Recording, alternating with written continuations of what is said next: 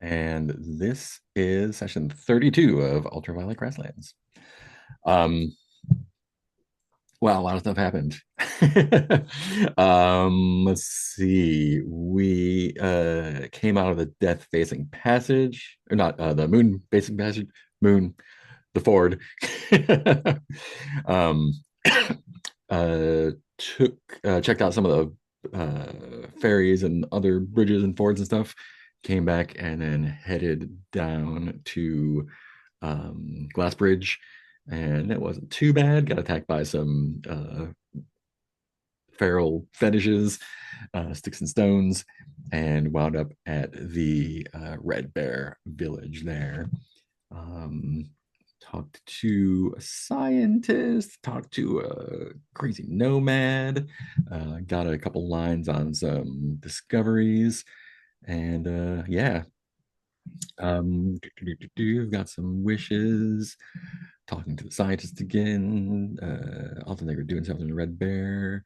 Um, all the good stuff. Cool.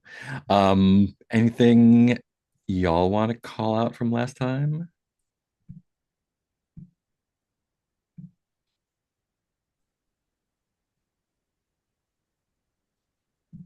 Memory failing. Yeah, same. I didn't watch the video. Fair, fair. Yeah, let's see what else we got. The bridges. Oh Uh, yeah, we found out that when we checked out the that alternate bridge, hmm. they did not seem particularly friendly.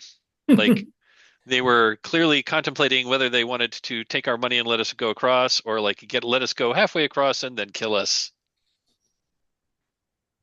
And they had some sort of group mind thing going on as well. It was Yeah. not porcelain prince, but something else. I think I think some of y'all have a little bit of time in Red Bear Village still, right? Did everyone do their weekly thing? Uh, I don't think I did because I remember at the end of it Yeah, I think thinking it I didn't was do it. Modan and Aldenegra, I think. Still had stuff to do. Um, yeah, so let's jump in with Modan if you Modan. Now I'm trying to remember what it was I was going to do. I know I had an idea. Um,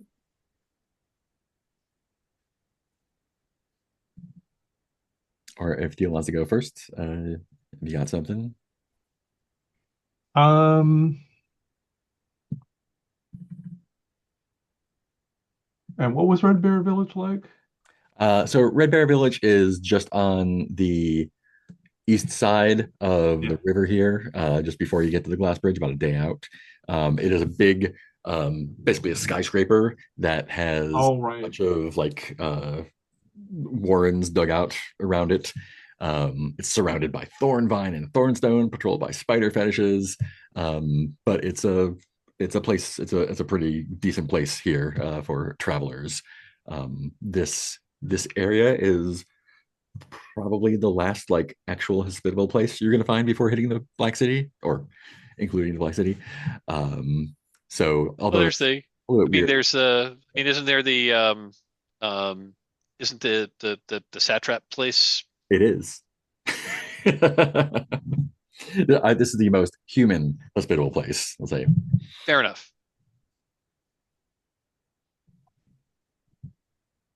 I think Um, maybe I was going to, this might go hand in hand with my,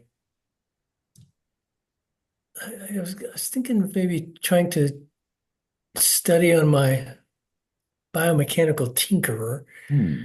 Not sure who I could study with, but I know who you can study with. yeah, Yeah. Can I just get a charisma roll just for luck? charisma. Yeah. 20 plus 3, change my name. I'm not down this dice roller. Ooh, a 21. Ooh, nice. Um, Great. So in here, oh, I don't have my physical book with me. In here, are some villagers from the lake. They are mostly human? Question mark. Let me get you the name of one. One is named um, Red Ear. Red Ear, the villager, and they call themselves capital V villagers. Nice. And they look normal-ish when you first meet them.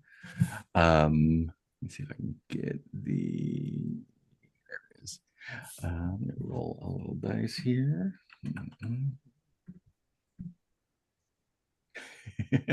Great. And I think where do you think you would be hanging out to try to meet folks? Like a common area, or of course, one is like, Like a marketplace kind of? Or, yeah. cool. Um, yeah, so Red Ear, she is, she's dressed, she's got like a headpiece on and some like kind of like common-ish looking clothes, like not fancy, not merchant, but not scrubby or nomad or anything. Just kind of light traveling clothes on. But as you sort of introduce yourself, get to know her a little bit better, she takes off her headpiece and kind of like just fidgeting, and you probably didn't catch it at first because of this, but she has it's less hair and more like fur that kind of like goes like down the back of her neck as like kind of like bright red, and it even like goes on the top of her ears and her earlobes, thus the name. And yeah, so she introduces herself. She is from one of the nearby settlements, which is I put the Three Sticks map on the tab there. She is from Iron Pike, which is one of the settlements nearby. It's actually on an island in the lake there. And when you kind of bring up bring up, kind of like what you've been doing, what you're into, she gets kind of like a flash of interest, I think is putting it lightly, in you, and kind of like leans in to kind of hear more about what you're looking for. And as as she's like focusing her attention on you, you notice her fur on her head and back of the neck start fading from red to like pink and then white and then back up to like a violet. If you would like to make your teach roll or your study roll, she could probably teach you a thing or two. Yeah, man. I think I probably regaling her with my tales of like how I'm trying to help my friend who got obliterated by the rebuilder. I'm trying to get him a suitable new body. And so I make this roll with thought, right? The Yes. learning roll. Actually, since you're learning from is well, I don't want to screw you over if thought is better. Yeah, I mean thought and charisma are the same. I'd say it's a charisma roll. Yeah. Oh, cool. Yeah, you got 3 in either one, so 11. 11. You're 1 point short. Everyone, take your hero dice. Oh yeah. Oh, yeah, yeah, yeah. Hero dice. Well, I'll fix that with a hero die. Hey, come on, hero dice. Yeah. I'll make that 4 there, and then roll the hero die here. 3. So that's 14. was 14. Yeah. Great. That is a success. Yeah. So Redder is one of the villagers nearby, and I think she becomes very, very familiar with you. Not really working anymore. And kind of talks about how the the people who live around this area have kind of they're both they're kind of resistant to radiation or magitech corruption or whatever it is, but they have also kind of learned to uh, accept it and use it when they want. And so a lot of them are able to adapt their bodies. And it's a slow adaptation, like over the course of a week, where someone like Adoron could do it in a very short time. Um, so I think she is able to kind of tell you. I think it's more of like a less of a science and more of like a cultural lesson, and kind of like talking through the ways that the villagers have adapted to dangers in the area and the environment and use that to their advantage. Um, some of them, the older ones, like not older existing ones, but previous generations, kind of had their they'd been too focused on developing their bodies and like their minds had withered a bit. But that she says that's not a definitely not a problem anymore. Also, real quick, I can't remember going from skilled to expert. Is that 3 or is that more than 3 It is ranks? six. That's 6. Okay, fix that. 1 of 6.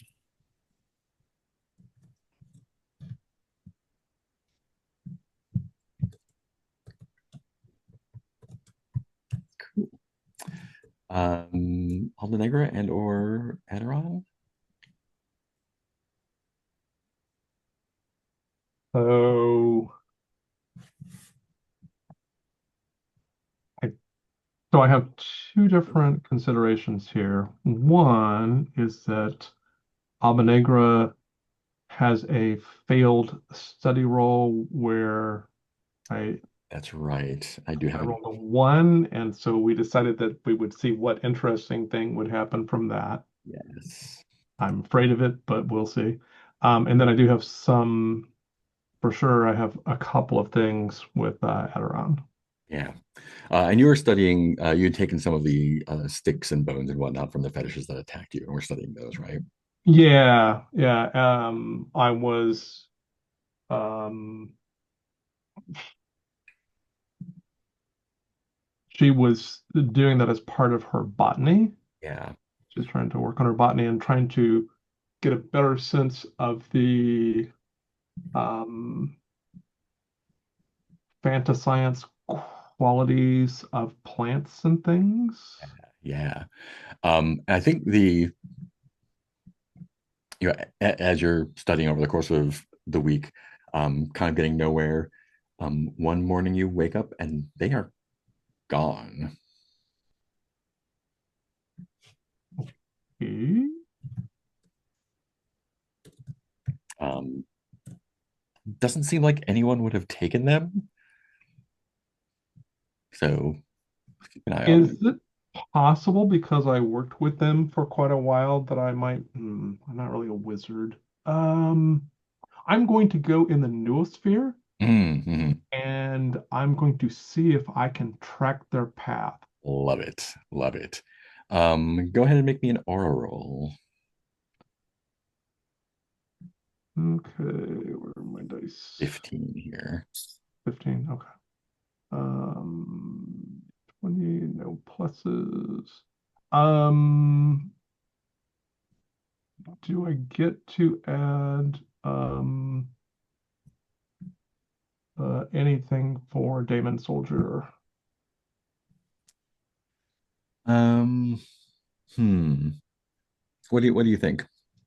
I mean, I don't think it makes sense to add the full thing, but um,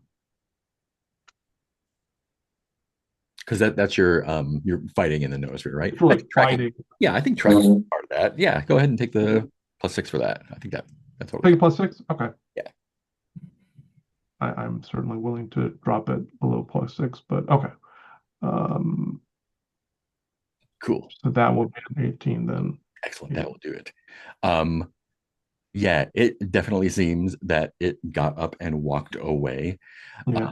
And it seems to have gone back I think you can trace its kind of noospheric trail Hmm. to the edge of town where the fences, the thorn fences are, and you kind of lose it there because there's a bunch of other fetishes. It's kind Yeah.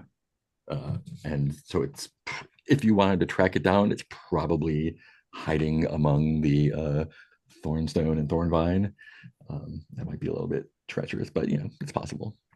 Yeah, it's unclear. Uh, it, she actually has a certain um,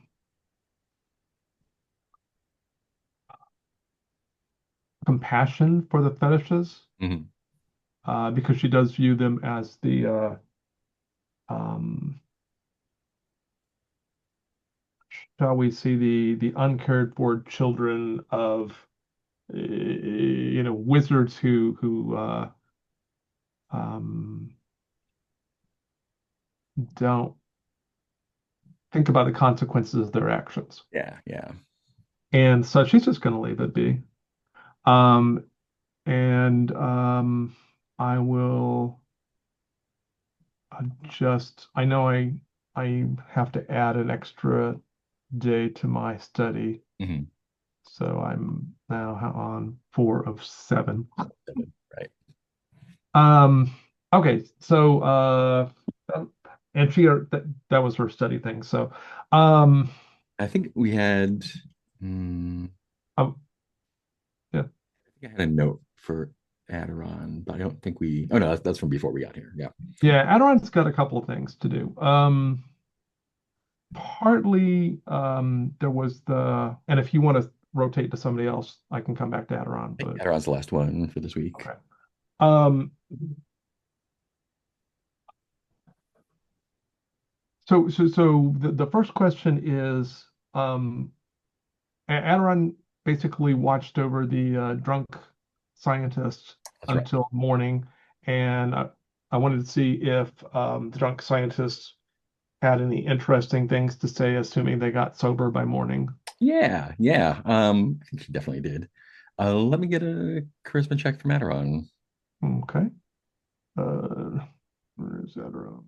It's right there. Uh, um, and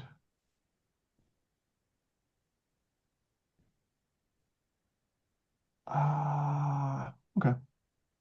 Trying to decide if we'll just do it 10. And yeah. Um, Yeah, she is sober but hung over. okay. I think doesn't like recognize you as a person until you like make Yeah. yourself known, right? Yeah. Um, what do you how do you approach her when she comes around? Um, I don't know, would wait for her to effectively wake up, and then at a certain point, and Adoran would be standing in a not facing her, but basically would have put her someplace nice and comfy, and then we'll be facing away. So and still, because Adoran can be still for a long time, Yeah. especially in this body where there's nothing to do. And then Adoran will just say, um, how would Adoran say this?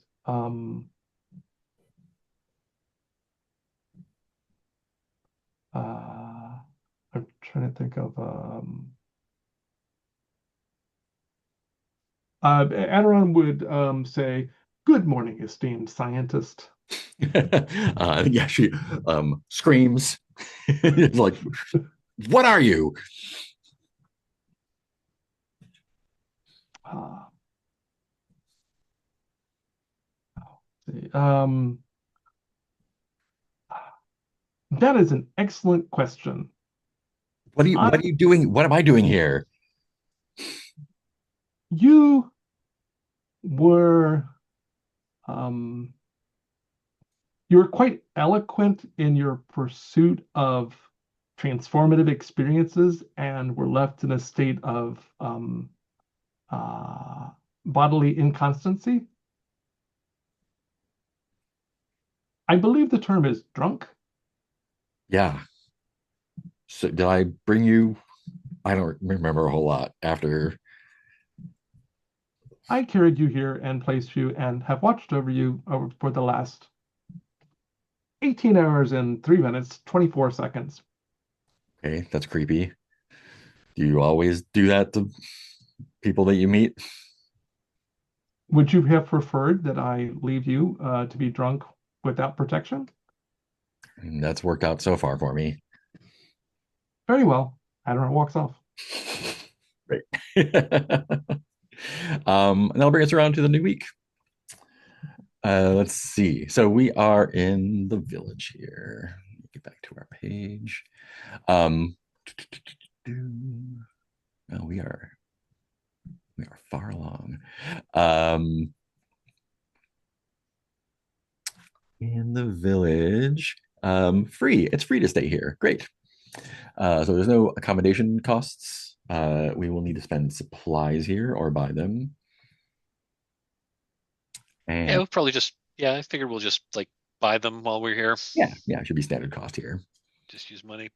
Who would like to roll for our misfortune in town? Oh, I can do it. Go for it. Let's see how it rolls. 16. Ooh, nice. 16. Great. Yeah, I think let's see. So the landscape here is, there's wind that comes off the lake. The winds howl a lot at night, and that's pretty much. I think you are becoming used to it over the course of the week. I think the first few days you were here, it's difficult to sleep, but now it's just kind of like it's kind of like living by an airport, right? It's loud, but it fades into the background after a while. Let me see if we have any encounters.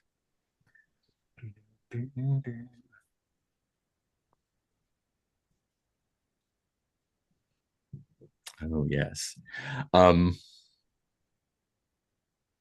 Yeah, and in fact, who do you think would be kind of like hanging out on the edge of town?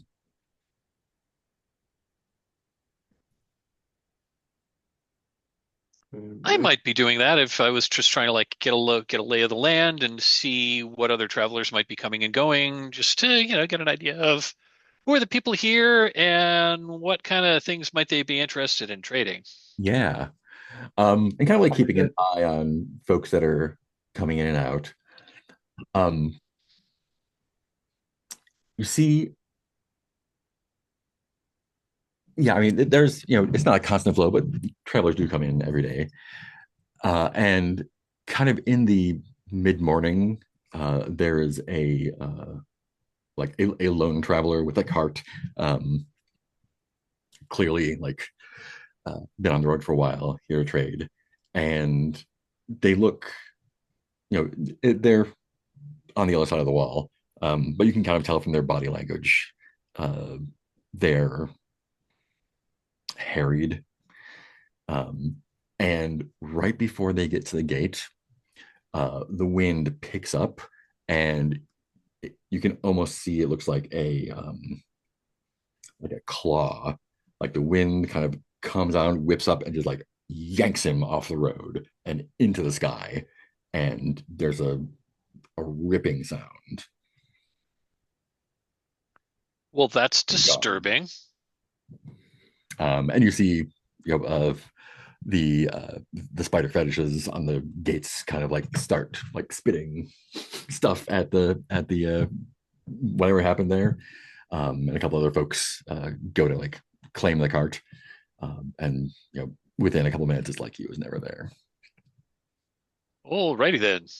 Traveling, that's disconcerting. Cool. Destination actions, weekly stuff. Does anyone need to heal or rest? No, I'm up to full. Everyone up full. Um, yeah. Yeah, I'll just buy supplies.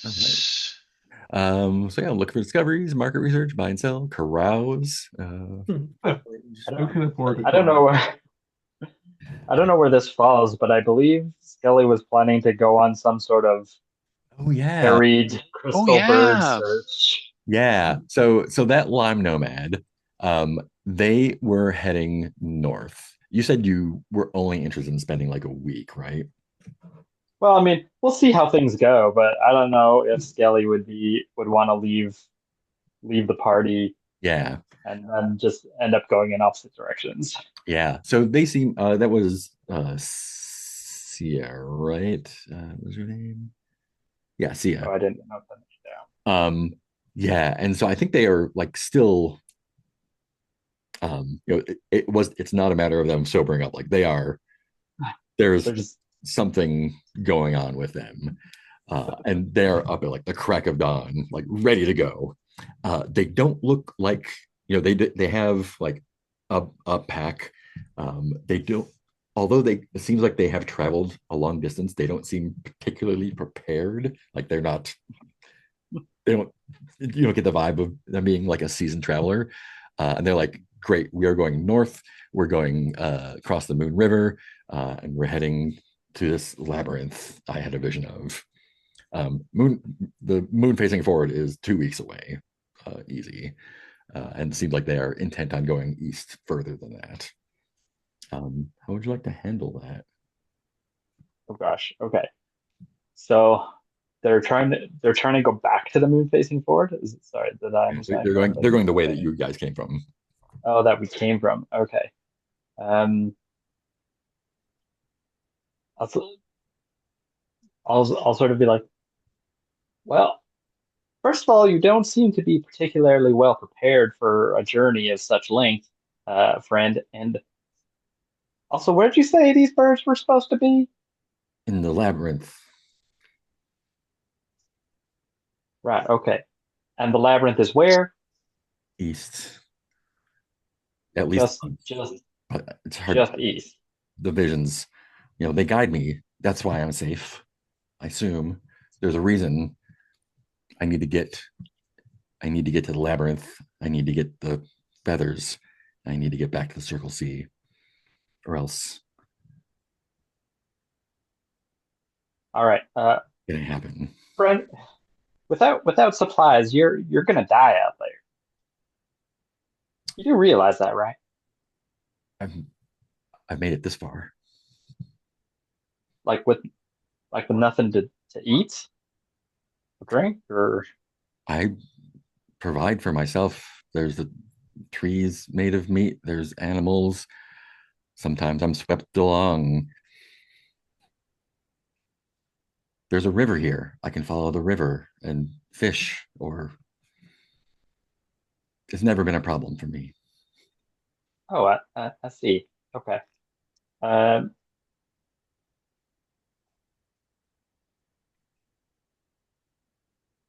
hell, I know where these folks are going. Okay, I'll follow you back to the moon facing forward. Oh wait, I don't have any supplies. But wait, I don't need to eat anything anymore. True. That should be all right. And that is a 2 week journey. So if you went with them, that would be probably mean leaving the caravan behind for a while. Hmm. Okay, so As a GM, I do not advise following that, but gotcha. you are welcome to if you want to. Part of me is like, oh, you got to take opportunities. And the other part of me is like, oh, this sounds like a bad idea. Yeah, they don't seem crazy, but they're definitely like there's something happening with them. Okay, I'm just gonna. All right, here's kind of a strange thing. I'm gonna like hold my bucket and be like, Bucket, what do you think? Who are you asking? The bucket, The bucket. who I haven't really talked to much. Yeah. And the bucket can talk now, right? That's right. Yeah. I guess it's the like they seem familiar, but do you think it's safe for you? I think this is the kind of person that the gods take care of, and I don't know if you'll be afforded the same intervention. Well, I, that's fair. I generally don't like to get messed up in gods or whatnot, regardless. So, uh, good luck to you, friend. I know this is a lot of money, but I don't think I can follow you. I understand. We Uh, we are bound together, so, so I'll see you again. all right. If I happen to come across your corpse, do you want me to bring you back, or would you rather be me leave you? And I think they look straight into your eye sockets and they just smile and say, I trust you. We literally just met. I made that mistake at the last. I'm sure our paths will cross again. All right. Good luck on your uh poop illusion feathers. Good luck in the city.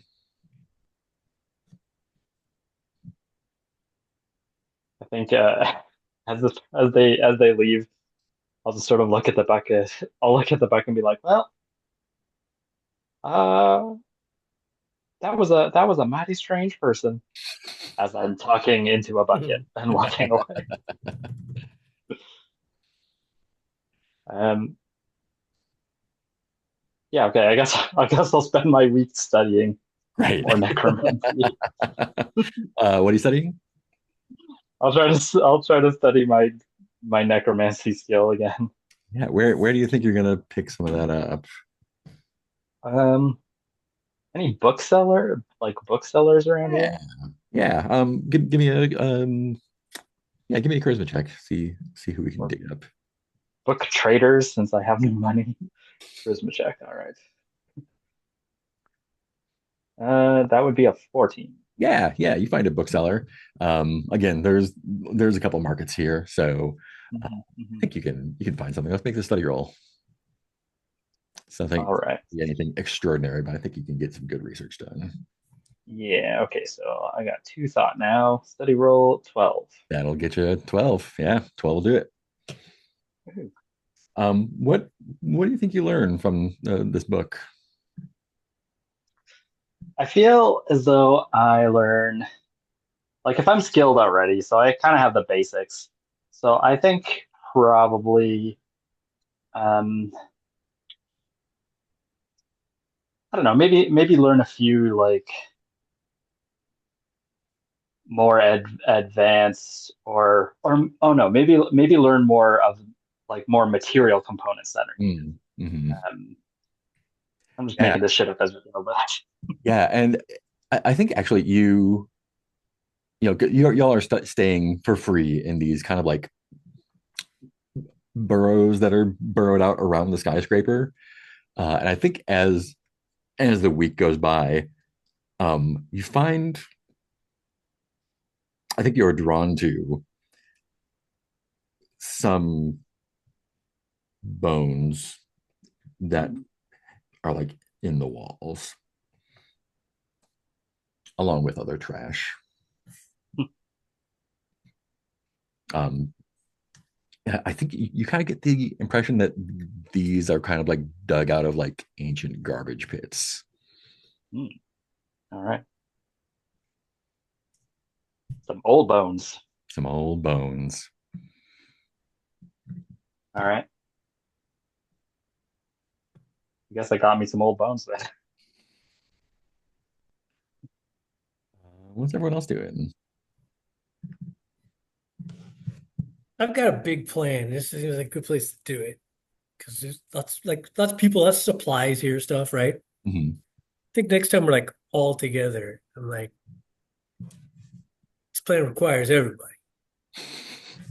I have an idea for a new Adoron body.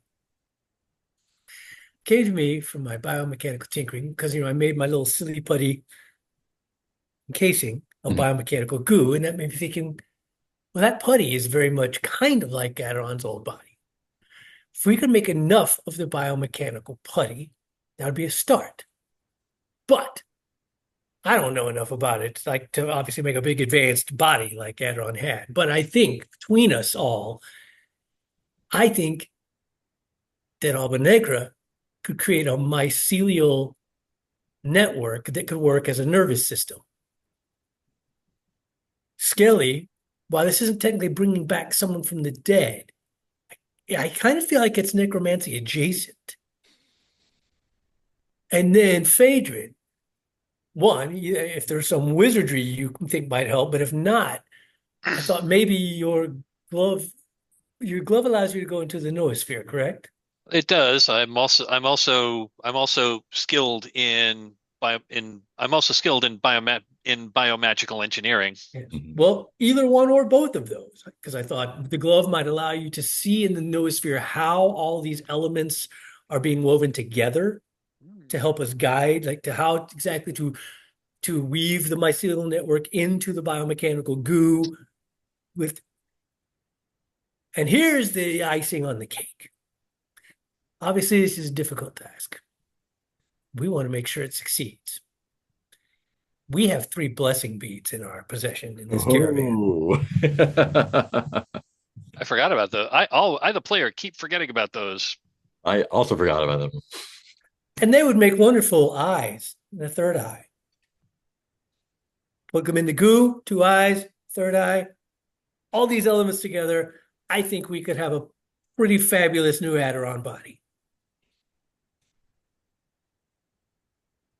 I think that's a splendid idea. Adoron, what do you think?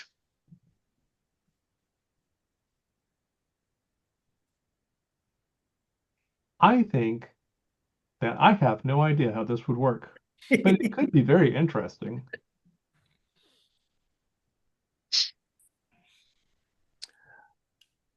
Interesting. So, remind me what the beads do again. I need to look that up. I don't remember. I know that individually they guaranteed a success. I don't remember. They had I know if you use like all 3 at once, they did something super special that I don't remember what that was. I just know we each had one that we could use to guarantee a success on a roll. Oh, Basically, right. basically automatic success on a roll. Got it from the rodent from the future. Yeah, Consume altogether all. they either added a stat or they did something like that. Yeah, each of the spheres is a blessing that can turn one failed test into a success, or you can consume all 3 of them to raise a stat. Right. Um, I think this will give you a shot to do it. I think it is going to be a little project, though. It's not. I don't think that's a week-long task. Yeah. Um, but Okay. I think it is well within using those well within your ability to do so. Let me get everyone involved to roll something. I don't want to make like a clock, but let me see. Yeah, because like I figure I would need to gather whatever I need to make that much biomechanical goo, and Albaneg would need whatever she needed to make a whole mycelial network. So yeah, I mean, I didn't see it as like an instant, like, okay, we do this and bam, we're done. It's like a work in progress. And we may need to like acquire components or that sort of thing. Yeah. Well, and so something we've done in the past, Alba Negra will point out, could also relate to this because Skelly and Alba Negra have worked before to link necromantic bones Mm. to living material. Mhm, mhm. So it's possible that Skelly could create some sort of Framework. or structure, and then Alba Negra could grow out the living connections through the putty. Mhm. And my goal with the putty was to hopefully give him another shape-shifting kind of body. Right. Right. So whatever kind of framework Skelly, it would need to be not like a traditional skeleton, but something that could shape shift. Maybe, I don't know, maybe So Adoron's original body, at first I thought it had a metal core, but after Mike added in Like parasite thing. the connections to the memory crystals Mike described as organic. Mm. Then I realized it made more sense for the core to actually be some sort of sculpted bone or pottery, or porcelain pottery. So it's possible that's so Adoron always had a solid core that they had to work around before. so that makes sense. One thing that I think would be interesting, and I'm sort of talking both as Adoron and Alma Negra, like I'm not differentiating at the moment, but from Adoron's point of view, it would be interesting to see if Skelly could engrave this central core with, and then imbue it with Skelly's necromantic. And I don't know what Skelly would like to do with that, but like the concept of having it. Okay, it's very pleasing to Adoron to contemplate having an engraved core. It sounds good. Yeah, I mean, we could potentially. I mean, I don't know if this is the thing, but potentially, if we had a core of bone, because I think Skelly can only engrave bone, really. But engrave it with some kind of spell that bestows shape shifting of some kind, that could do the whole shape shifting thing. And then the rest of the form would just have to be constructed of whatever. The biomechanical goo I'm making is already a good medium for that. Yeah. I mean, also together with what you're saying, not instead of. Yeah, for sure. Because I think then, even though Skelly specializes in necromancy, it can learn any spell and engrave it on a bone. Yeah. It doesn't have to be necromantic. They just have to find the right thing. In fact, none of my magic right now is necromancy. Okay. So right now you don't really have flesh as clay, right? Because your body was destroyed. Well, I still have the skill. I just don't have any way of using it. Yeah. It feels like since that body was destroyed, I think maybe it might make sense to model building the new form by like building that trait back up, but anyone can contribute to it. Does that make sense? Clarify. So you would start off back at Flesh is Clay 0 of 3, unskilled. And then whoever wanted to pitch in on building your body around you would make a study roll modified by whichever skill would be appropriate for it. So to use that as the clock, basically. Yeah, basically, yeah. Okay. I would like to keep the skill in place, but it makes sense to me that we would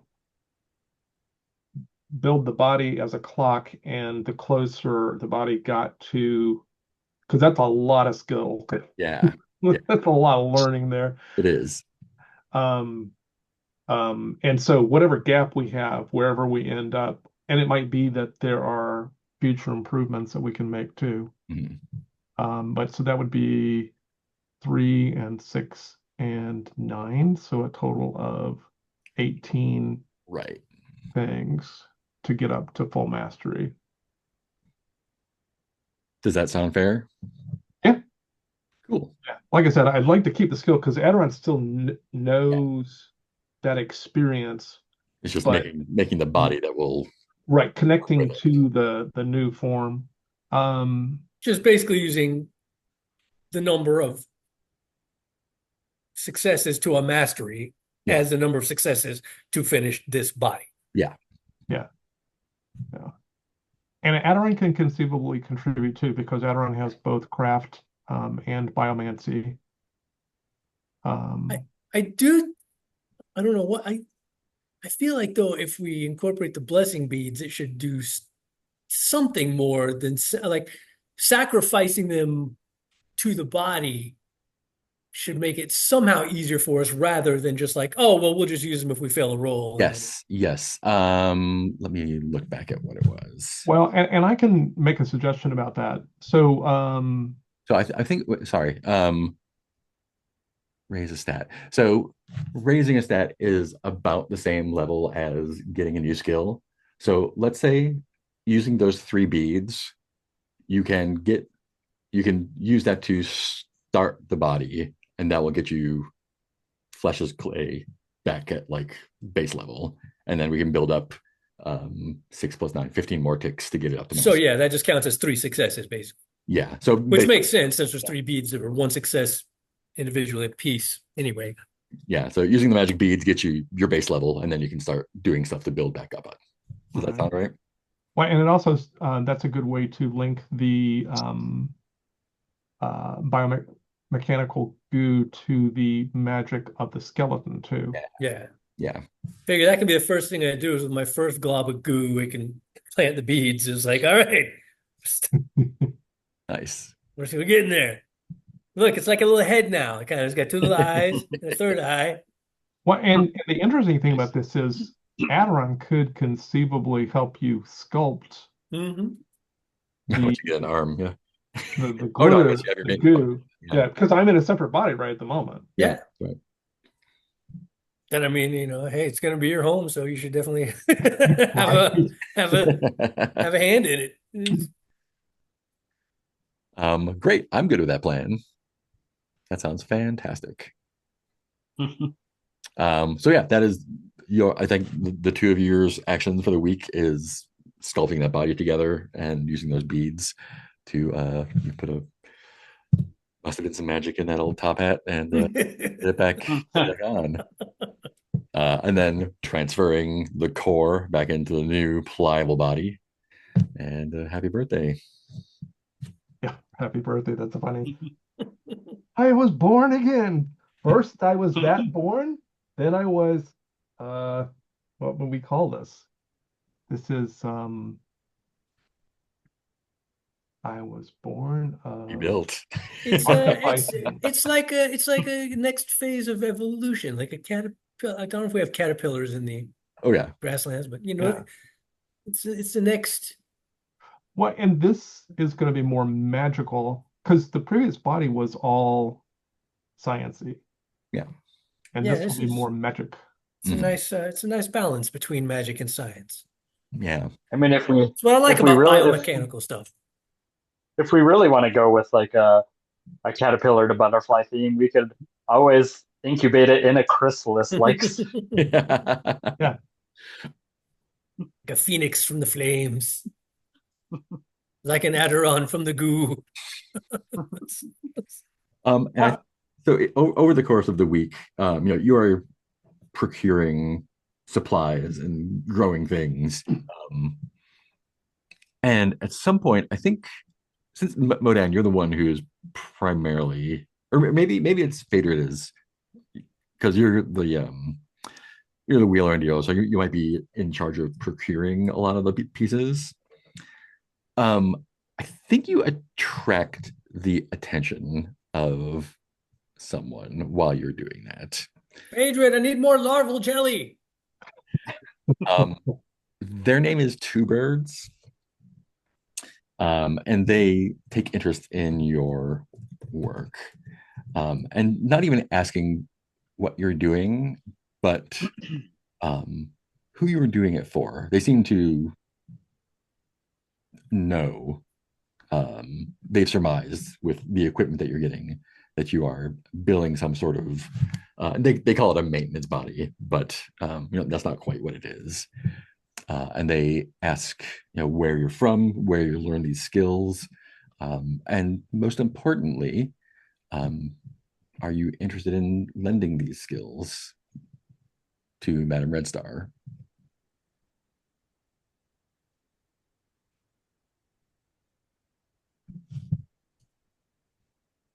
You said talking to Phaedred, right? Yes. Yep. What do you mean by I'm not quite sure as I follow your question. Could you explain further? Um, I am two birds. I am with the maintenance and repair clan for Red Bear Village. Um, as I'm sure someone of your stature understands, Madame Red Star has been maintained alive for all these years in the Iron Belly. And I was wondering if you would care to take a look at it, and maybe she is very set in her ways, conservative even, and it may take some convincing, but I fear that her mind is not well suited to the ancient iron body. If we could convince her, maybe we could bring Bring her into a body similar to the one that we are attempting to construct. exactly and bring Red Bear Village into the present day. Hmm. Perhaps a more suitable body will allow her mind to gain its. Well, she is doing fine. I would be certainly willing to have a talk. There are certain should we if we were to be able to convince her, it would take some doing, and we would certainly incur expenses in creating this body. Of course. I can talk to logistics and have them write up a procurement order. Um, once Madame Red Star has agreed, of course. Of course, of course. Oh, I am absolutely happy to start an initial consultation. Fantastic. Are you are not working alone? You have a laboratory or a team? I have a team. Well, when you are done, find me at the where is she? Um, at the main place where she is. We have many different skills. Hmm. I have a research team. I even have a picture of her. Drop that in chat. What was her name again? Madame Red Star. She is the leader of the village. I think through the course of your procurement and all the associated goings on, she is the elder of Red Bear Village. She's been alive for quite some time, and she has been kept alive in what they call an iron belly full body prosthetic. Um, basically, it's just her head, and what is inside her head has degraded significantly. Um, but she is revered in the village as the almost a deity as a leader, and has like this whole cult of Cult personality going. supply chain managers, people like coming and bringing her news, and her giving pronouncements to whatever needs to happen, in whatever cryptic way. But yeah, so yeah, Adoron, you've got a body again. um, how does the new body feel? What do we need to make any rolls or? I think with the beads, you get your ground level I don't know. Okay. skill at automatic. I mean, at this point, the body feels. Well, the first thing that Adoron is aware of is it doesn't feel like being muffled in concrete cotton. Yeah. Because that other body is very low sensory input. And so the other body is like, oh, the whole world is just like a kind of silence that's not very interesting. Mhm. Uh, and Adoron's very aware at this stage of being able to feel the body, but in a different way because of the magical nature of it that feels different Yeah. than the electromagnetic nature of their previous body. Another thing that's different is the previous body was sort of an interplay between Adoron, the core, and the nanites Hmm. that changed things.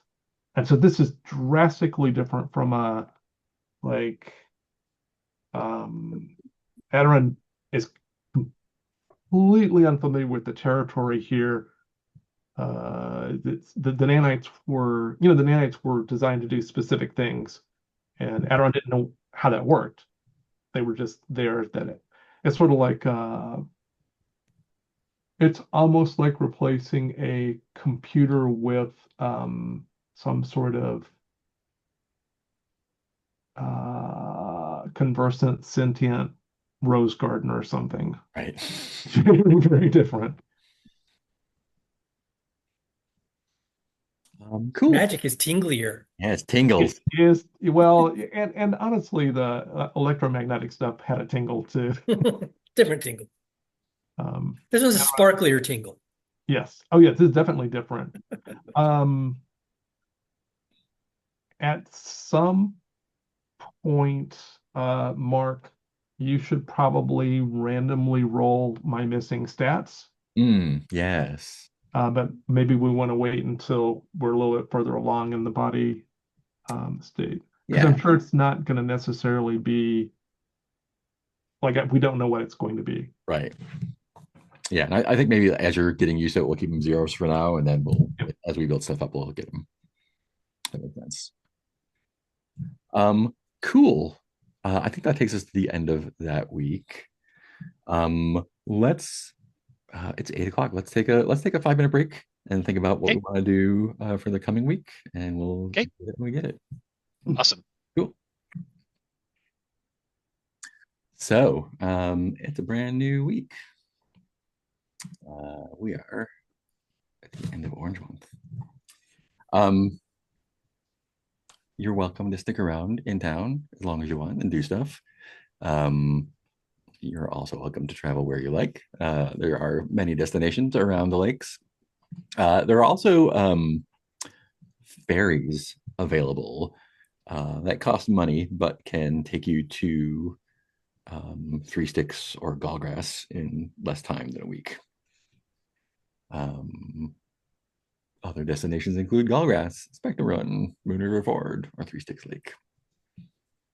I was thinking, so one thing that I want to do is I would like to try to find more magic. I've got one more I've got one more spell that I could learn with my mind palace. And there is a spell that it's not in the book, but I've been kind of workshopping it. It's basically an adaptation of like the web spell from like D&D first edition. Mm-hmm. I was going to call it so I was going to base it off of the web spell from Old School Essentials. Yeah. Which was a second level spell, so it'd be a power 4 spell. Basically it'd be web, although I would UVG the special effects. Yep. I was going to call it Ectoplasmic Entanglement. I have just the thing for you. Yeah. So I think you talked to some folks about destinations when we started, one of which was the Ferry Graves, Ferry. And basically it's on the lake. Where is it here? This map in the Keeper is a little bit weird because it is oriented the way that we are used to it being oriented, with north being up instead of north being left. So it's rotated 90 degrees. Okay. But basically, Red Bear is kind of at the bottom, at the south of the lake, near where the river comes out. Ferry Graves are across the glass bridge and across the lake. And it's basically a bunch of old watercraft that are like trapped in these like jelly cubes, kind of. And that area has a whole bunch of slime and jelly activity. It seems like maybe a good place you could kind of divine something like that. I would be interested because I'd like to say that I've kind of seen references to this kind of spell, and I would like to I would like to go there and see what we can find to see if I can like find components to like finally learn the appropriate kinds of magic. Sure, sure. If the other members of the party are amenable to that.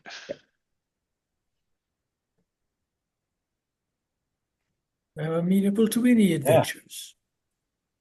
And I mean, I think. Sorry, go ahead. No, you go ahead.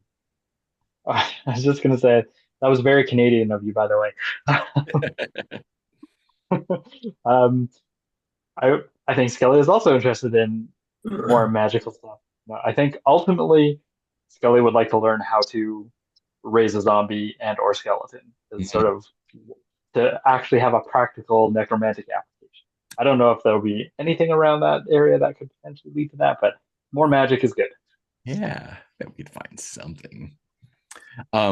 Cool. So that's going to involve crossing the glass bridge and then traveling to the Ferry Graves. The glass bridge is just a day away. It's like tomorrow, and the Ferry Graves is 2 days from there.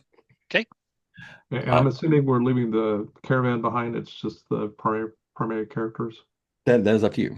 I mean, we could take. I mean, we could take the caravan if we wanted to, like, and then basically make the circuit around. If I, the player, am interested in like exploring Three Sticks Lake because I know there's a whole bunch of like interesting stuff around here. There is. Just because Okay. I, the player, know this because I've like, because I have read the book. And I think Phaedred is interested in this kind of. I think Phaedred is just flat out interested in this area. Yeah. That he knows there are a number of settlements, and there could conceivably be trade opportunities and interesting things to find and like cool magic and that kind of stuff in this area. So Phaedred is interested in doing some exploration around here. Okay. Do we want to leave part of the caravan and just take the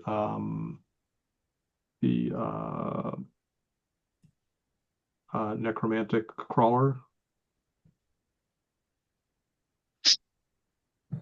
Or do you want to load up on trade goods and make a day of it? I was kind of thinking of doing the latter, of like loading, like buying some trade goods and going through and like doing some buying some selling and doing buying and selling of like while we make the circuit. Yeah, because there are a couple other settlements along the way. So okay.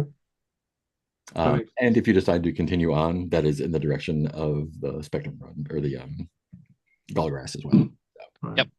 Yep. And Gall Grass is another place that Phaedred wants to go because we've heard rumors that there's a spell there that we can use to go all the way back to Potsherd Crater and open up the Chromium Dome. Yep. Gall Grass is also the last of the rebuilder's body. Yes, and Adoron is going to do some research on that because the teacup allows Adoron to work in the cyber side of the noosphere. Adoron is going to focus, like switch their attention from the rebuilder, where there's not a whole lot of data out there, and see if they can find anything on the shape changer. Yeah, and that's just a day away from y'all, or a week away. Interesting. Let's do that roll when we get to Gallgrass, because you're not good. That's more doing that noospheric research instead of actually talking to people. I think that'll be more useful for you. Okay. But I think I have an answer for you already. Great. In that case, let's go to the glass bridge. That will be a day of travel, taking us to Orange Month 4 plus 6. Glass Bridge. So it's a day's travel to the Old River, which is that river to the map, just to the west of Red Bear. And it is impossible to miss the Glass Bridge. It is this breathtaking, translucent, like exactly as advertised, this bridge of glass that goes straight across the river. It sparkles in the daylight and phosphoresces in the ultraviolet mornings. The two steps are equal here at this point. The river is down below, and when you get to it, there are a small, I don't know, not squad, a half dozen of these villagers from the lake area, and they would like a toll of 5 cash per person and beast. 5 per person and beast. 5 per person or beast, yeah. So I like that. And they say, you can pay it. You can take a ferry across somewhere else and come back. You can go the long way around, I suppose. But your call.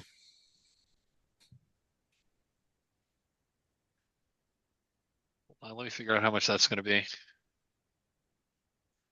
So if we're taking the whole caravan, that's going to be 8 of us. Wait, that's going to be 10 of us. 10, 11, 12, 13, 14, 15, 16, 17. 17 times 5.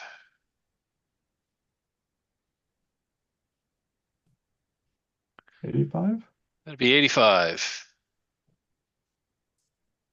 And my pleasant or Phaedred's haggling don't come into play here. You could, yeah. Would you like to give it a shot? I was going to say I would like to give it a shot to I'd like to give a shot to haggle that down. Yeah. Go ahead and give me a charisma plus advertising engineer.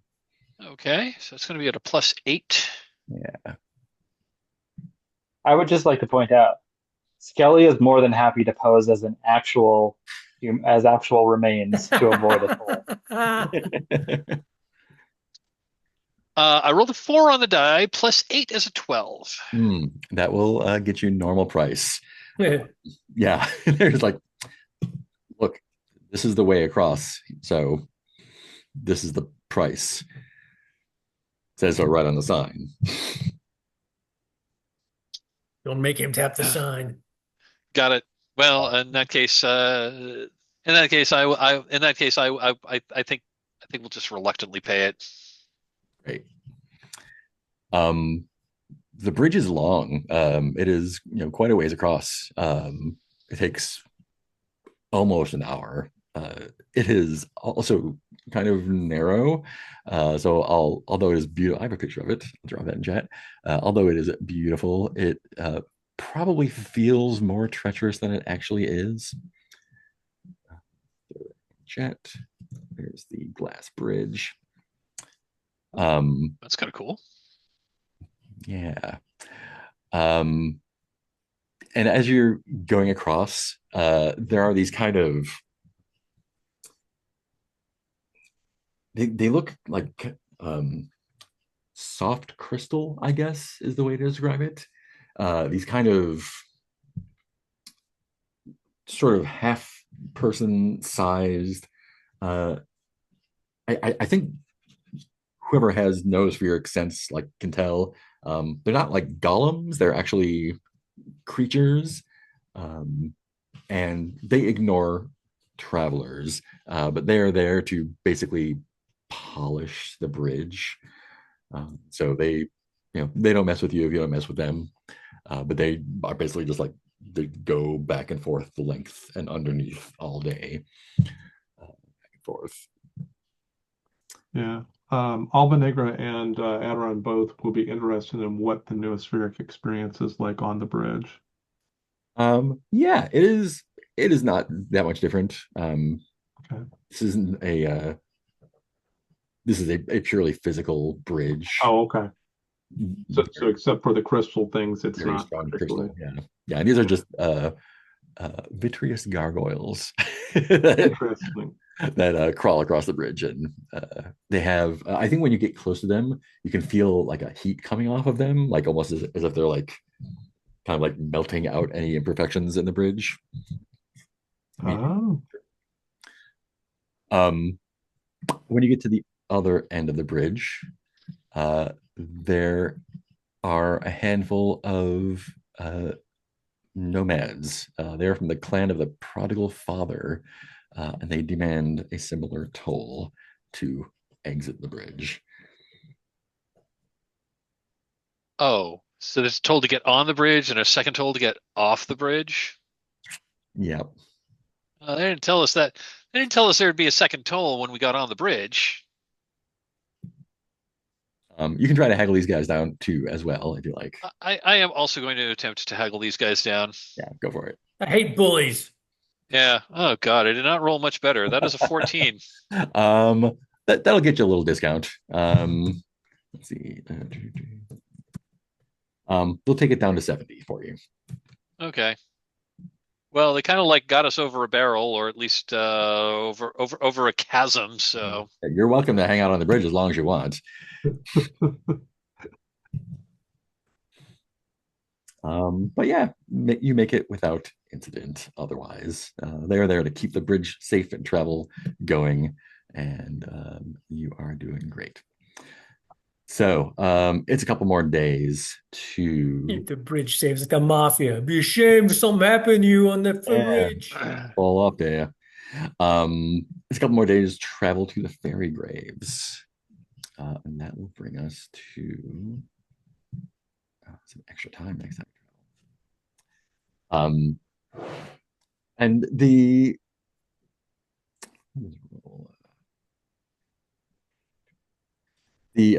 trip around the lake is relatively pleasant. Although the winds are still high, there's no sign of whatever ripped that traveler out of the into the sky. In fact, there's a kind of, in addition to the occasional traveler, there are just kind of folks who seem to, not hermits, but folks who clearly like live in the rough out here outside of the settlements, just kind of scavenging, foraging, just living off the land here. They seem happy to not be in any kind of civilization. They're some of the most cheerful people you've met on the road at all. right. Adoron will have tea with each of them if they're interested. Oh yeah, yeah, they love it, and they'll tell you, they'll tell you stories of, yeah, they will tell you stories of travelers back and forth, and if you tell them the direction you're going, and mention the Gall Grass, they will ask if you heard of the rising prism of perfection. Oh no. Mm. What is this? Find the Rose Towers. I hear they're it's quite a sight, quite a view. I mean the sticks here are something, but the Rose Towers, I suppose it's a matter of taste. All things are a matter of taste. Or perhaps all things are a matter of perception. Mm. Or you might be right. Because if you cannot perceive something, then you cannot have a taste of it. If you can't taste anything, what's the point? I know this recently. It is very unpleasant. Mm. It sounds unpleasant. It was very dull.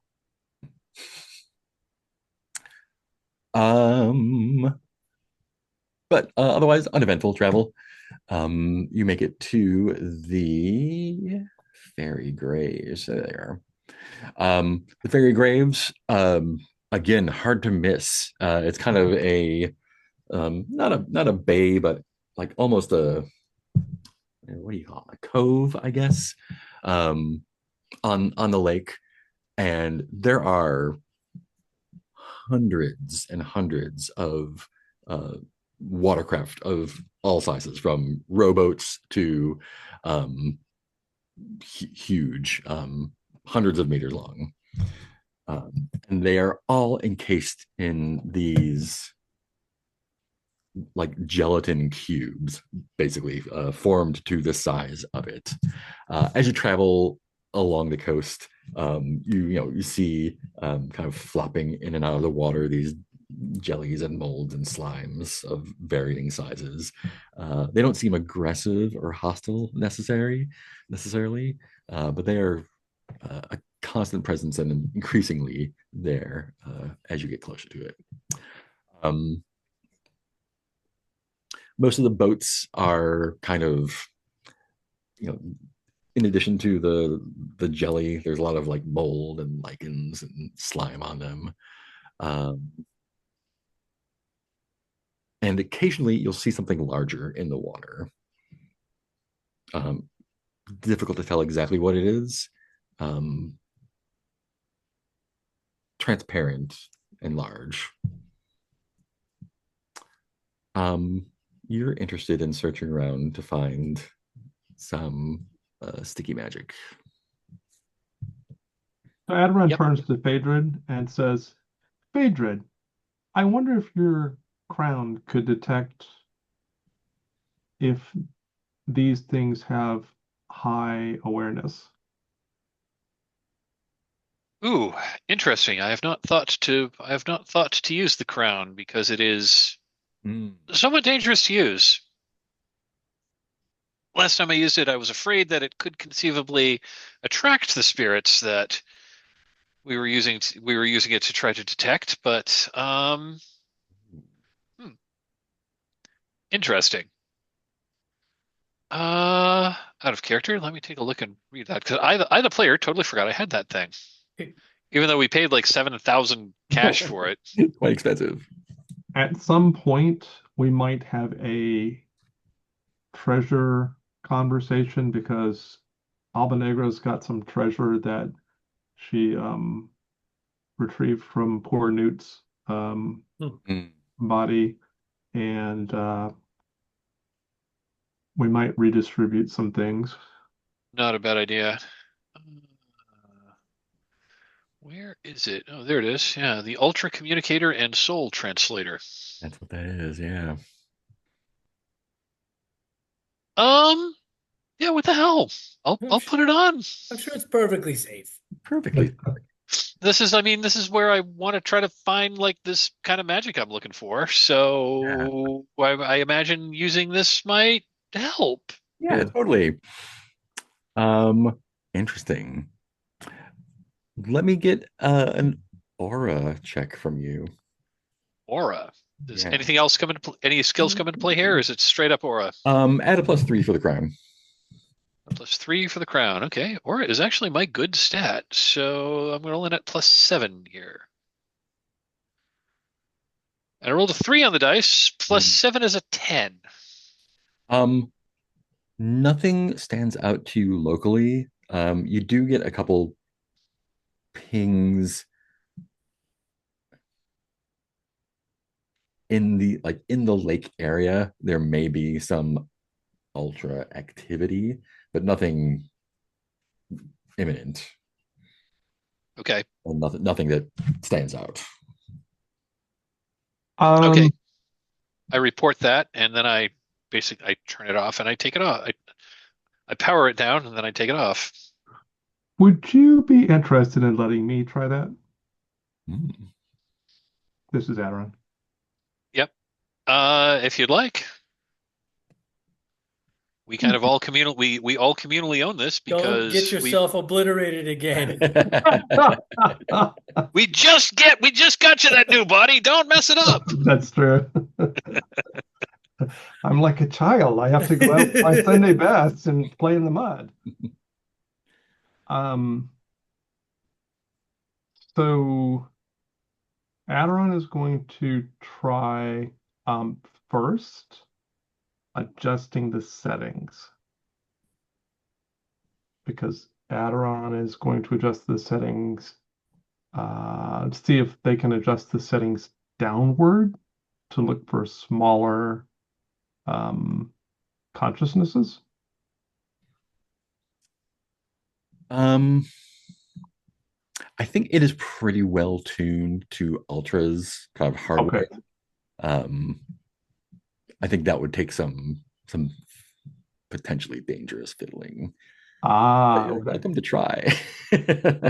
Well, I mean, this is the first time that I'm trying to use it, so given that knowledge, I shall not push that issue. Um, Adoran is And we going don't want to break the expensive toy.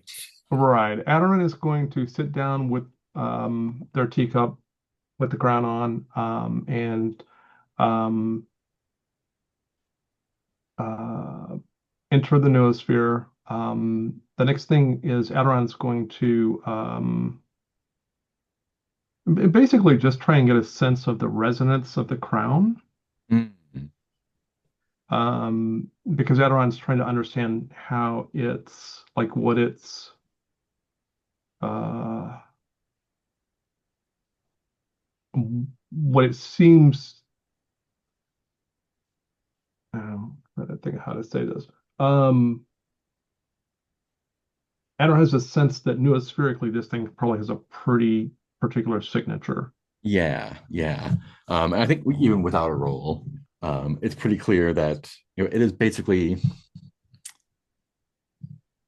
you get the like because you're doing this is more like a technical noospheric check. Yeah. Is basically like attuned to the same kind of not telepathy, but mind linkage. That ultras will use to ride someone, or even that it's the same flavor as maybe Prince's, getting polybody set up. But it's definitely tuned towards that particular like ultra frequency. Sure. Um, and that resonance, the dangerous part is that it's kind of like active sonar, right? Send out a ping, but that means that anyone that you ping can also find you. Right. Okay. Um, how does it compare with the resonance of the rebuilder?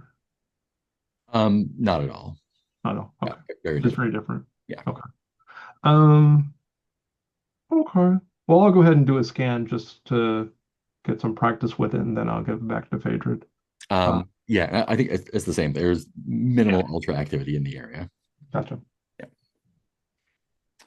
Um, Phaedra, tell me how you're kind of looking at these slimes and jelly stuff and what your magical research process looks like.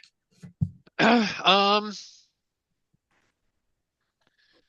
so what I'm trying to do is, so I'm using the glove and I'm reaching into the noosphere because I'm trying to see how these creatures that are made of slime are like extending their, kind of like extending themselves into the noosphere. Mm-hmm. Um, because specifically, connecting to like, the various strands of ectoplasm that like suffuse like the barrier between the physical realm and the spiritual realm beyond. Yeah, yeah. Um, Because ideally what I want the spell to do is to like pull strands of ectoplasm out of the noosphere into into the real world to you know like to create this like basically create this big net of sticky strands that you can use to like immobilize creatures. fantastic. Cool. Give me thought plus wizard. Thought plus wizard. Click on the right sheet there. That'd be good. My wizard. I'm an expert wizard. So it's going to be at +8. I rolled a 12. +8 is a Fantastic. 20. That is. Yeah, so basically this is like sitting on the side of the water and just like reaching out and feeling these little guys. There are tens, hundreds of thousands of them in the lake in this area around. And they are, again, like from like football size to kind of like boogie board size, right? Individually, they don't really have a lot of presence or intelligence. But reaching out in the way that you are, I think you do feel that they are all connected by these strands, not physically, but and it's not necessarily like a group intelligence or anything. It's just they've got like a shared psychic awareness. Yeah, like almost like a etheric mycelial network kind of thing going on. And since you rolled a 20, they don't react to react to this understanding. But yeah, I think that will. Let me see here. I think that's going to get you 2 successes towards the skill. Okay.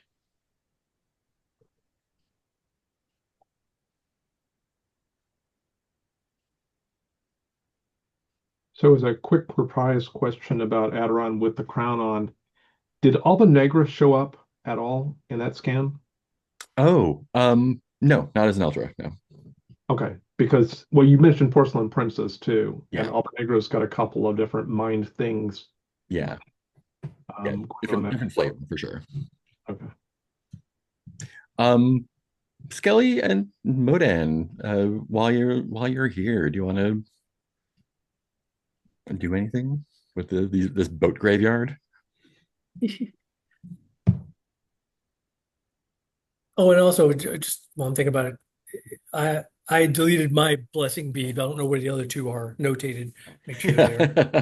Make sure they're deleted from Expunge them. inventory. Yeah, one's with Otokar and one's with Phaedred. Got it. Yep, I have deleted it from my inventory.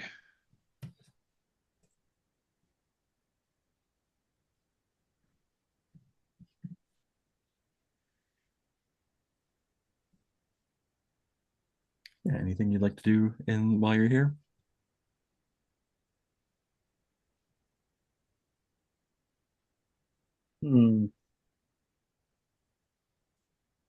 Okay, so we have all these boats that are covered in jelly cubes, essentially. Yeah.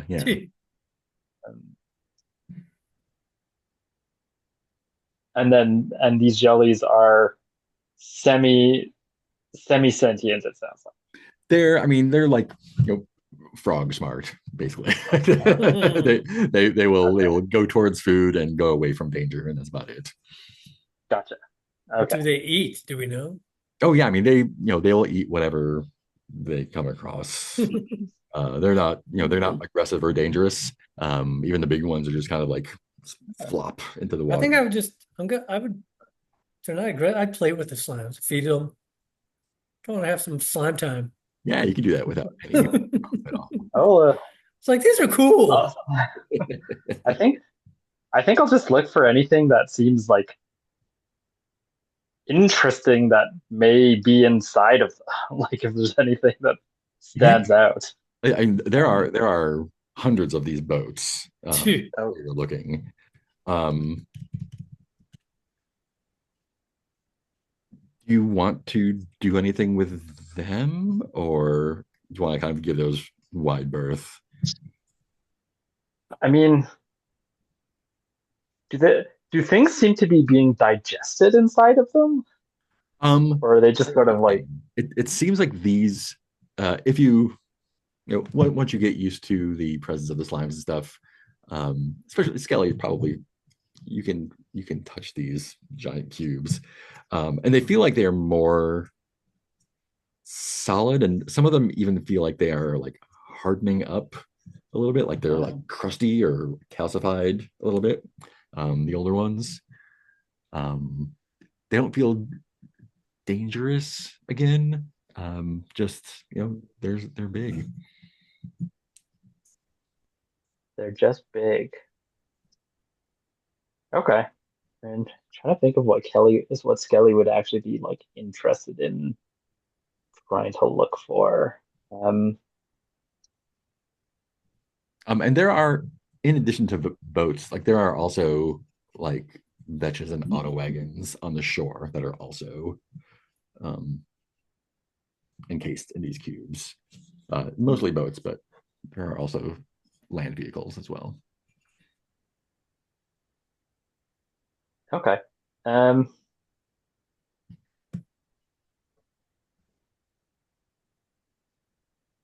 mean, I guess Skelly would be in. I'll tell you where I'm going. I I am kind of interested to see like could he could could you get inside of one and look, like a larger one that's encasing a boat. I'm like, yeah, I wonder if we could like find some stuff. Yeah. I feel This like it's a bad idea, but this is a charisma test. And I'm looking for a 19. oh shit. Okay. Well, I have one charisma. Let's see how this goes. Well, that's a 10, an 11. 11. Um, Anyone want to throw some hero dice in? Oh yes, Albanegra absolutely wants to help out in this because charisma is her thing. I'll throw my own hero dice in as well. I only have two, so I'm going to wait to see how that goes before I commit. All right, hold on a second. Let me find the correct window. Yeah, I got a 1 with there's no way with that That's Hold more additional on. hero dice. Be patient. Is it possible to add my charisma bonus to this roll? No, just the hero dice. Just the hero dice. Too bad. So I think I'm at a 12 right now. You're at 12. We need Yeah. 7 more. And we need the 19. hmm Huh. And I will say, Allegra, as you are considering, you see one of these larger transparent shapes moving in the water near Skelly as poking around.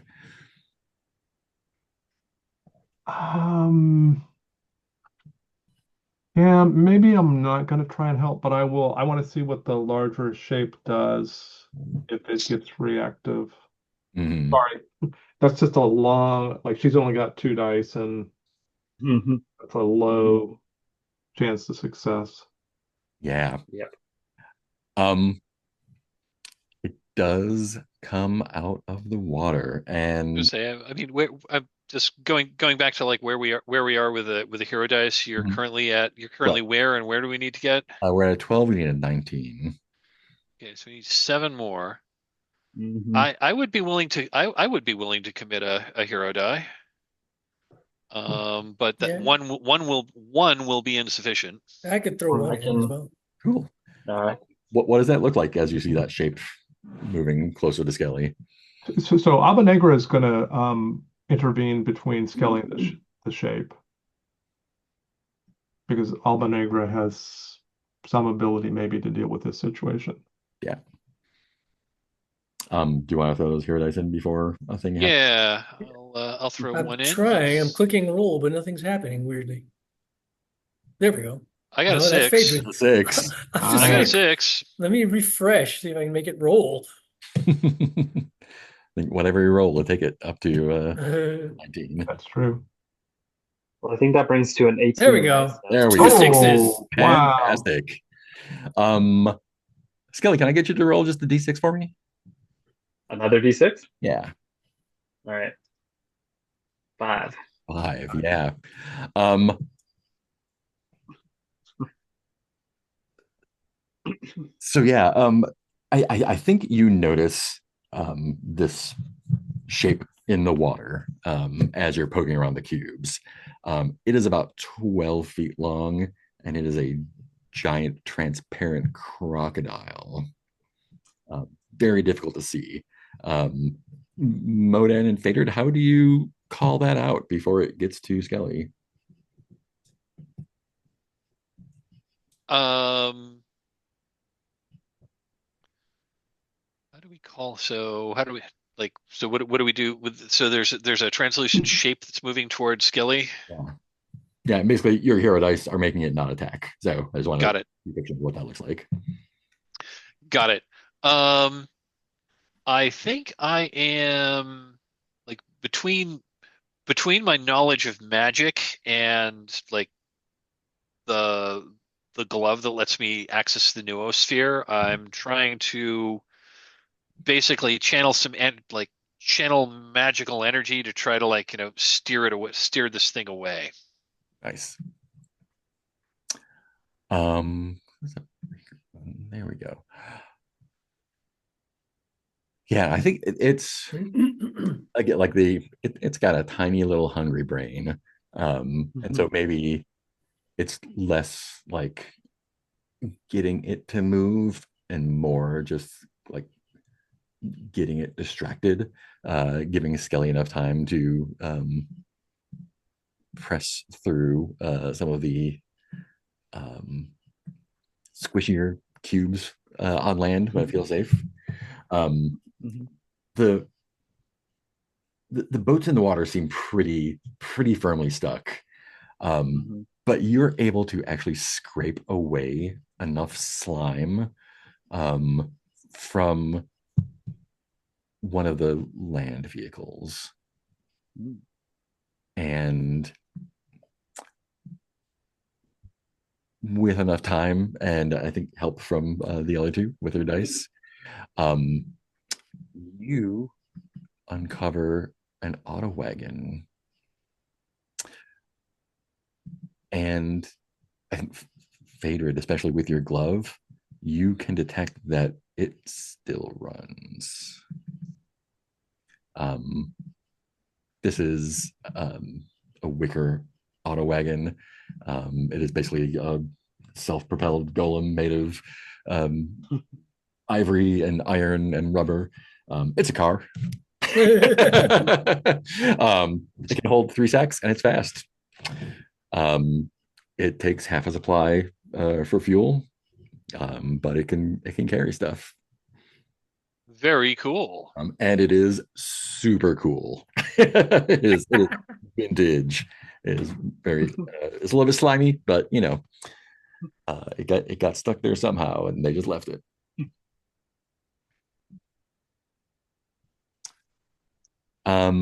Everyone take 200 XP.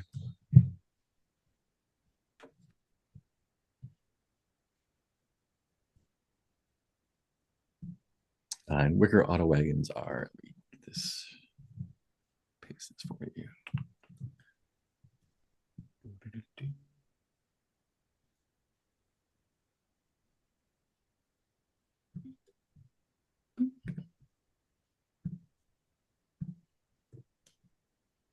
Yeah, carry 3 sacks, go fast. Use half a supply per week, basically. And that's just about all there is there. You can play with slimes as long as you like. But yeah, Phaedred, you got a good idea of the slime ectoplasmic resonance. Yeah, so that's where y'all are. Nice. Very cool. So we found some cool. We found a very cool thing, and does it, so and it actually runs. It actually runs. Yeah. Wow. Does it have fuel currently? So it runs on supplies. So we just kind of assume that like some of our supplies are like canisters of fuel or that sort of thing. So yeah. Right. I could find more vehicles. so it uses half a sack. It uses half a sack per week. Half a sack. Okay. Yeah. This stuff, there it is. And you said we got 200 experience points from this little. Yeah, from the bridge and this. Okay. And when you get to a settlement again, you can there are upgrades for it as well. You can definitely soup it up. Snazzy paint job. Great. So y'all are at the Ferry Graves. It's that little indentation on the left side of the west side of the lake there, by the White River. Um, you can continue on around. I would kind of like to I would like to like go around the lake and see what we find. Sure. If that's okay with the rest of the party. I mean, we have we have a whole caravan. Yes. The, if the autocar has does it have spots for driver and passengers, or is that just It has 3 sacks capacity, so it can carry okay? like a person is a sack, so it can carry a driver and two other sacks basically, or 3 people. Or just 3 sacks, right? Yeah, it will self-drive. Yeah, Oh, okay, right. it's an auto golem. Auto go, yeah. Our auto car, not to be confused with autocar. Not with the auto car. Yeah. You have no idea how frequently that was confusing me at the beginning of this game. I looked at the caravan tab a little more closely. Adoron's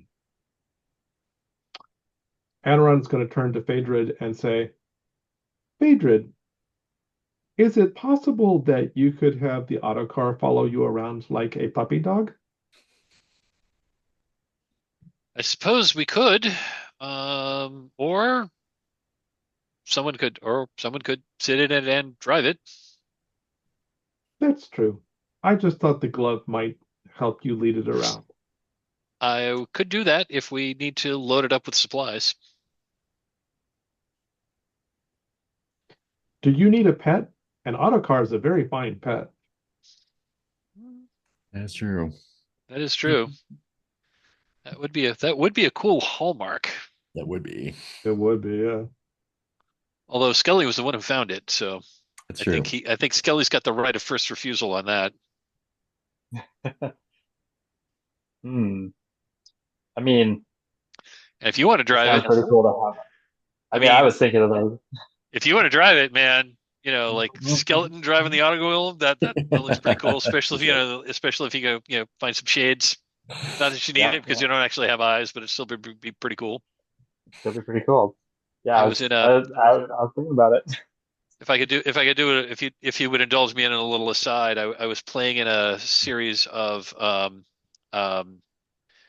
apocalypse keys, and the GM had written this adventure that was all based on like Grateful Dead lyrics.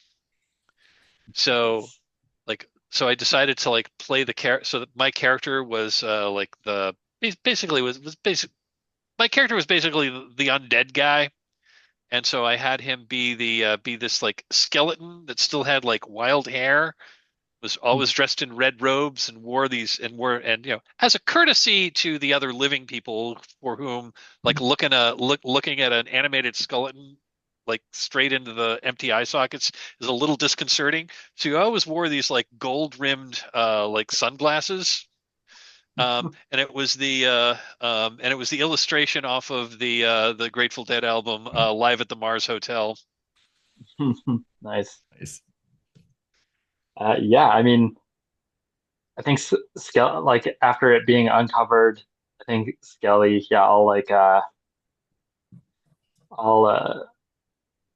sort of like brush off some slime and be like, well, what's a cowpoke without a trusty steed?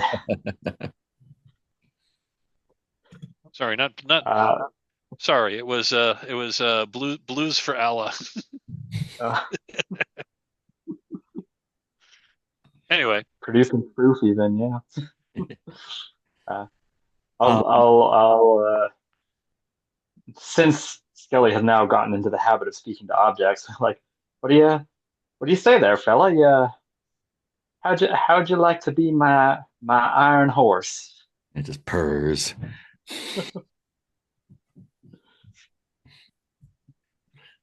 Cool. So there are a bunch of places around the lake here. So basically going here we are.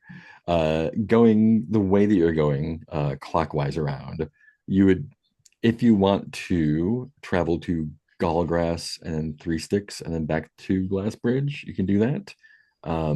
Gall Grass, Three Sticks, and Glass Bridge are basically the three areas largely around the lake. There are also a bunch of smaller labeled destinations on. And I think in your travels and your stay at Red Bear, you've basically gotten the at least names of the geography. So I think this map is diegetic basically. So if there are any particular landmarks you would like to visit here, we can travel there. If you would just like to travel to the area and see what happens, we can also do that. Which way would you like to go? Or if are there destinations that you're particularly interested in? Take a look at the. Let me take a look at the map.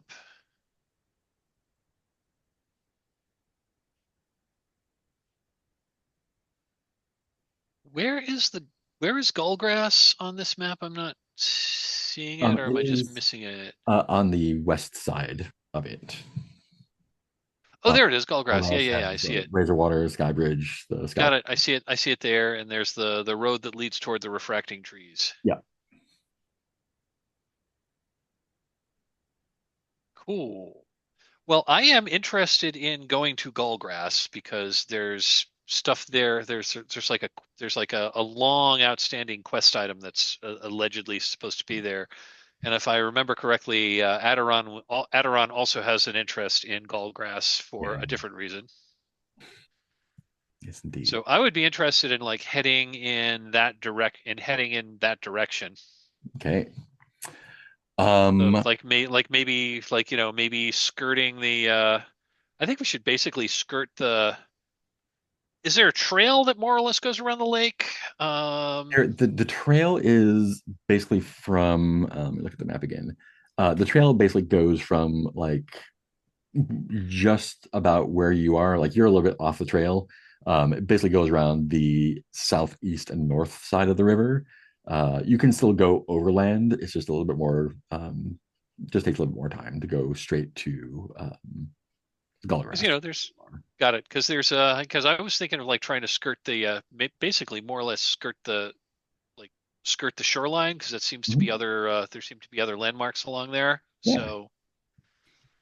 So if we went up to like Vickers Beach and then through the Black Grass to Three Sticks and then over to Skybridge and then we'd be at the Gall Grass. Does that sound cool to folks? Yep. Great. Sweet. So we have some travel days banked. So basically we're going to go do 2 weeks of travel to get there. Okay.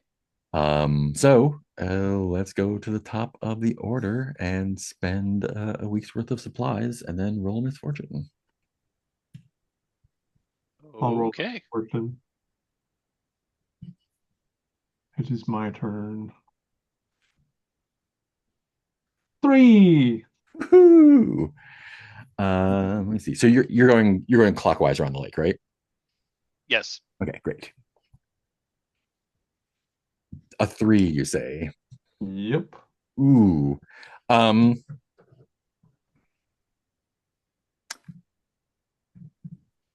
What beast do you think? Which of your animals do you think Adoron is closest to? Honestly, Adoron, and I don't know if this is a good answer, but Adoron's probably riding in the necro, whatever it is. The necro wagon?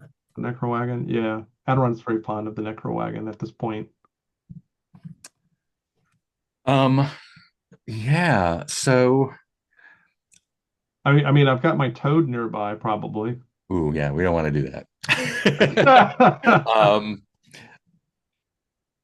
And I think with what happens is, as you're traveling, um, donkey number one kind of like stops short and makes a weird noise. Uh, when you go to look at it, it just kind of slides in half as if it was bisected by an invisible plane. Uh-huh. And immediately checking out the area with a glove or whatever else, there are some kind of rogue shards of stuck force in the area, like basically like planes of invisible glass that will slice anything that tries to go through it in half. Um, Ooh, that's not good. that donkey was unfortunate. Yikes.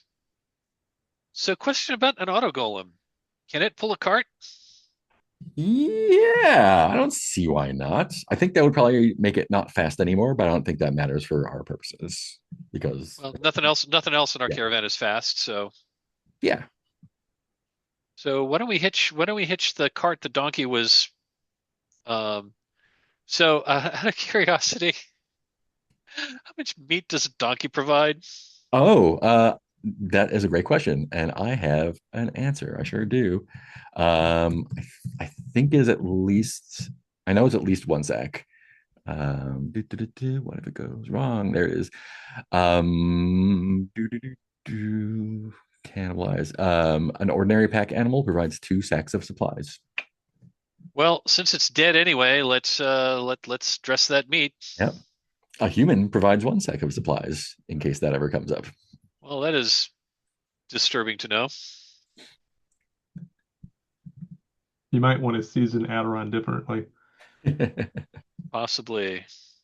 So the stuck force is, if we examine it, is there any way to affect it? Not really. It's basically it's not natural, Yeah. but it is. I think it's beyond current technology to intentionally create or move it. Uh, Yeah.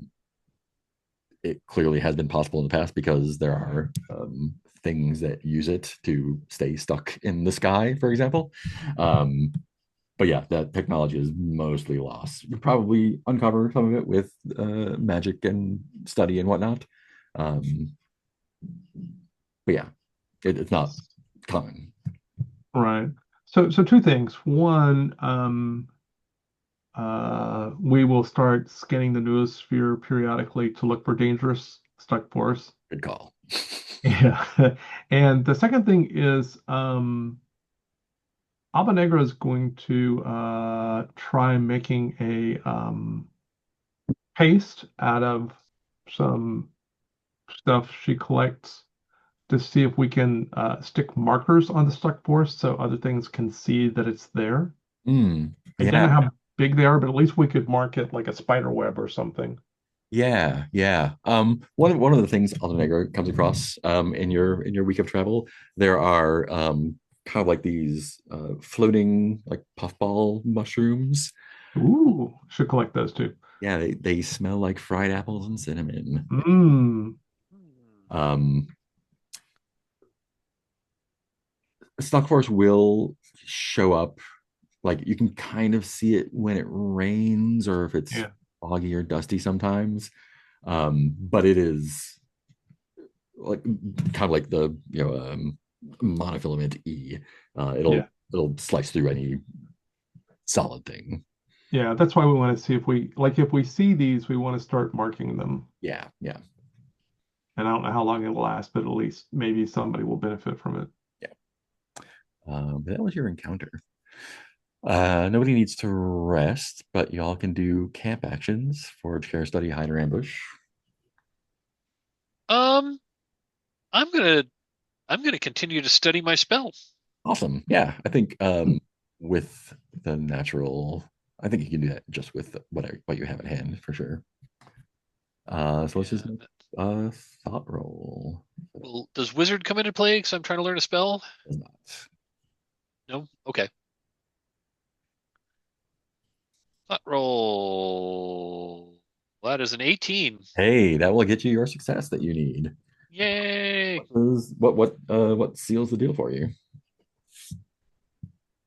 I think I think I'm carrying. I mean, I'm carrying around like other books. And I think like I'm carrying around other books of magic, and just between like learning that and like reaching into the noosphere and maybe even observing some of these planes of stuck force that are floating around, is able to like make those connections in Phaedred's mind, Yeah, and yeah. to ultimately is able to come up with this spell. Would you like some help with that? Can we do an assist? Can I use a hero dice to help? There's kind of no need. I got an 18, and that was my third of 3, so I've learned the Oh, it's spell. your third of 3. Yeah, Oh, okay. Okay. Nope, then I won't bother. Cool. Well, what's everyone else doing?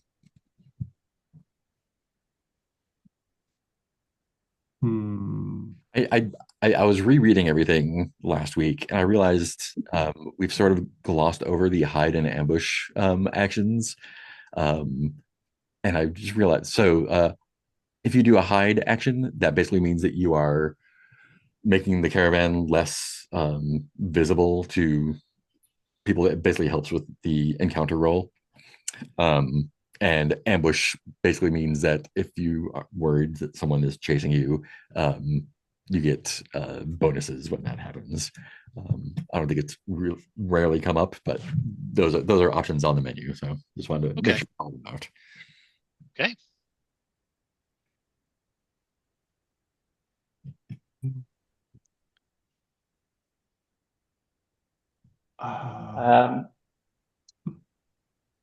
So I guess I'm just curious. So I received a level up from that last experience that you gave. Do I do that stuff in between sessions, or whenever you get it? Yep. Okay. Yeah. So I was looking at what a hallmark is, because I'm still learning these rules. Yeah. And I think it would be really cool to make the auto car, Oh yeah. the auto wagon a hallmark. Auto wagon. That's cool. Yeah. And in that case, I can use my level up to get an upgrade for it, correct? So basically what you do is you spend your experience on that instead of on yourself. So it levels up at the same rate as a regular character would. So if you 300. Anytime you get experience points, you can put your experience points in either yourself or into your pet or a hallmark. Yeah. So basically, you as a player get experience, and you get to distribute it your character as you want. Okay. I see how that goes. Okay, that makes sense. But if you wanted to claim that as his level 0 hallmark, that doesn't cost you any experience points. Yeah, it just. But if you want to upgrade it with your experience, you can. Yeah, they'll just be dropping 300 on it, I think. Yeah, 300 for first level. Yeah, and then you can add a skill to it or something. And then you add a skill. I think you add 2 skills to it at level 1. No, I think it's just one. Just one. Yeah, it's the same as regular characters. That's right. It is 1. Yeah. Okay. So that makes a whole lot of sense now, and I'll adjust whatever on my character sheet. So I don't have enough experience for an upgrade yet today. No, but if you want to go ahead and level up yourself and also claim it as a hallmark, you can do that, because claiming it as a hallmark does not cost any experience. Yeah. And then you can throw it. Okay, so with my upgrade or with my level up, I can then claim it as a hallmark. Is that how that works? You can claim it as a hallmark just by saying, this is gonna be my hallmark thing. It just doesn't level up or get any mechanical benefits until you throw XP at it. Oh, I see. Yeah, you've got the fictional position who's saying this thing is mine. Yeah. It doesn't give you any extra. It doesn't give you any extra bonuses until you start putting experience points into it. Yeah. Gotcha. Okay.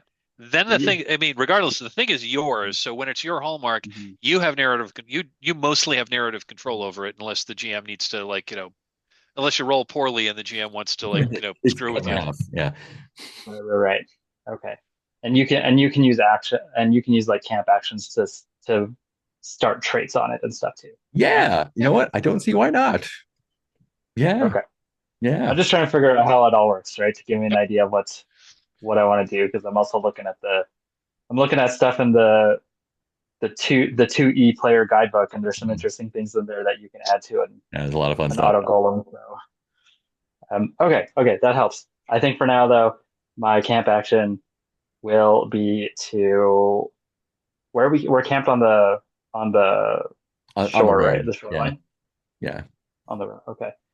Um, I think yeah, I think Skelly's feeling a little protective of everything, and especially since we've gotten like, between the fetishes and between, like unscrupulous toll people and whatnot. Maybe I'll do the hide action to make us Cool. a Awesome. little less visible. Yeah. I think that just automatically happens. I don't think you need to roll anything for it. Okay, perfect. Um, the page numbers on the like GM screen thing don't really correspond to the page numbers in the book necessarily. I think that fell through in editing. Yeah, it's just encounters. Yeah, that's fine. Got it. Oh, I wonder if the page numbers refer to like the first edition of the book. Maybe because I know I think I think it's the study action like doesn't refer to anything at all, or one of the actions for the no, it was carouse. Carouse doesn't correlate to any page at all. It's just like page 16. That's not what it is. That's cool. Great. So yeah, you're gonna hide your tracks. That's great. What about Modan? What are you up to? Damn fine question, Diz.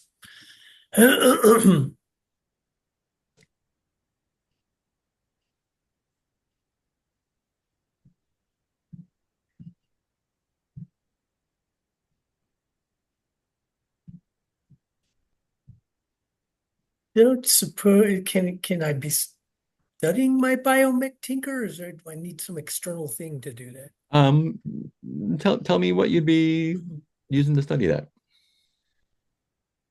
And also, everybody keep in mind you can contribute to building Adoron's new body. That is true.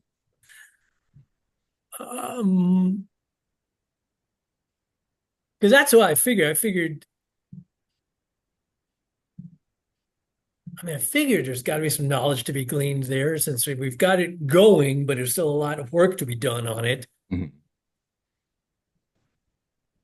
And maybe kind of working with Alba Negra for that next stage of like seeing how mycelial networks interact with the goo, and sort of like, do we need to like, lay the goo out flat and then layer the mycelial network on top of it? Or do we need to, like a ball of goo and just take the mycelial network and ball it up and shove it in the core of the goo? And She's like, now let me show you. This is what we do. And she takes one of the mushrooms, the powder puff mushrooms that smell like apple pie or whatever it was, Mhm. and she starts manipulating the mushrooms into the goo on Adoran's body. Adoran's like, what's going on? And she shows you how uh,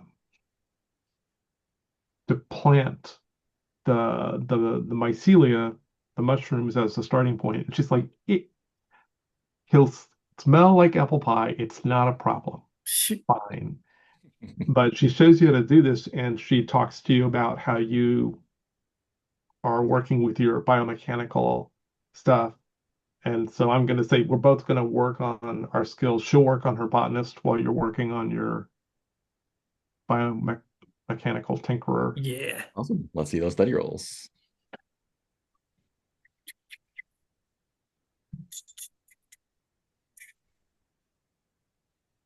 No, an 8. Oof. Uh, she will contribute hero dice.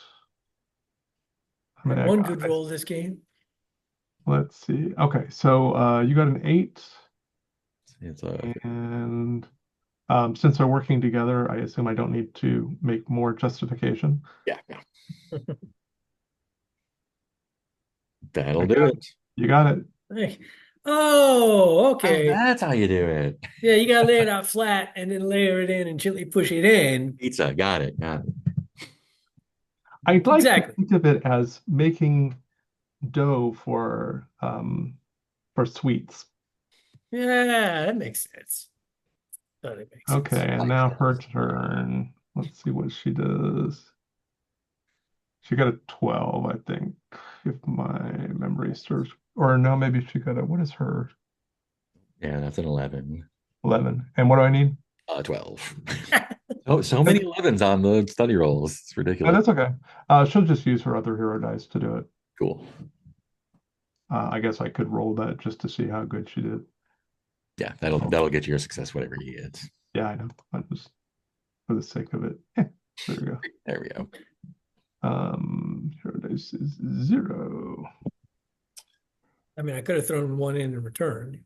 That's fine. Great. Are we back to the top of the week? Adoron would like Oh, yeah. to I don't have anything I'm working on actually.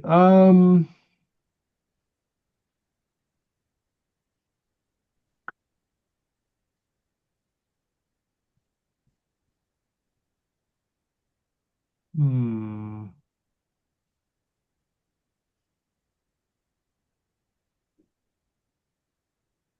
Wonder if I could do that. Adoron is going to work on improving their rebuilder um uh skill. And Tell me how you're going to do that. well, so first of all, Adoron will periodically check in on the rebuilder to see how they're doing. Mhm. And so Adoron's already thought through that they want to relieve the rebuilder's pain as much as possible. Mhm. But at the same time, they're afraid that if the rebuilder goes like like for too long a period without the death pacing passage being dangerous, that somebody will try and break into the tower. Yeah. So, so what Adoron is going to do is Adoron is going to try to do like tinier session times when they help the rebuilder feel better, if that makes any sense. Yeah. Give me an aura check for that. Okay.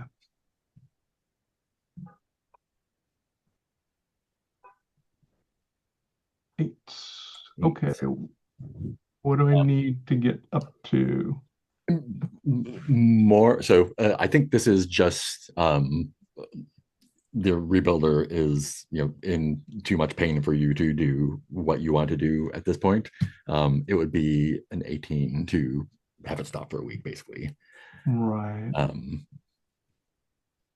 But yeah, I think just as you're established, you're keeping that contact, and it is still rebuilder as usual.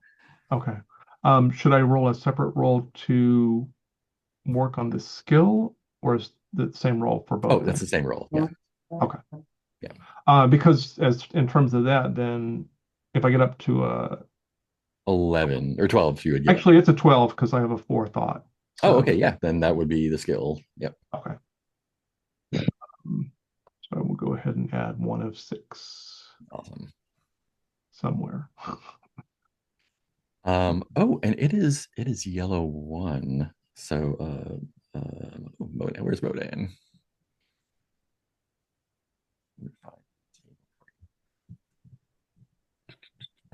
Oh, actually, I already had 1 of 6, so that'll be 2 of 6. Oh, sweet.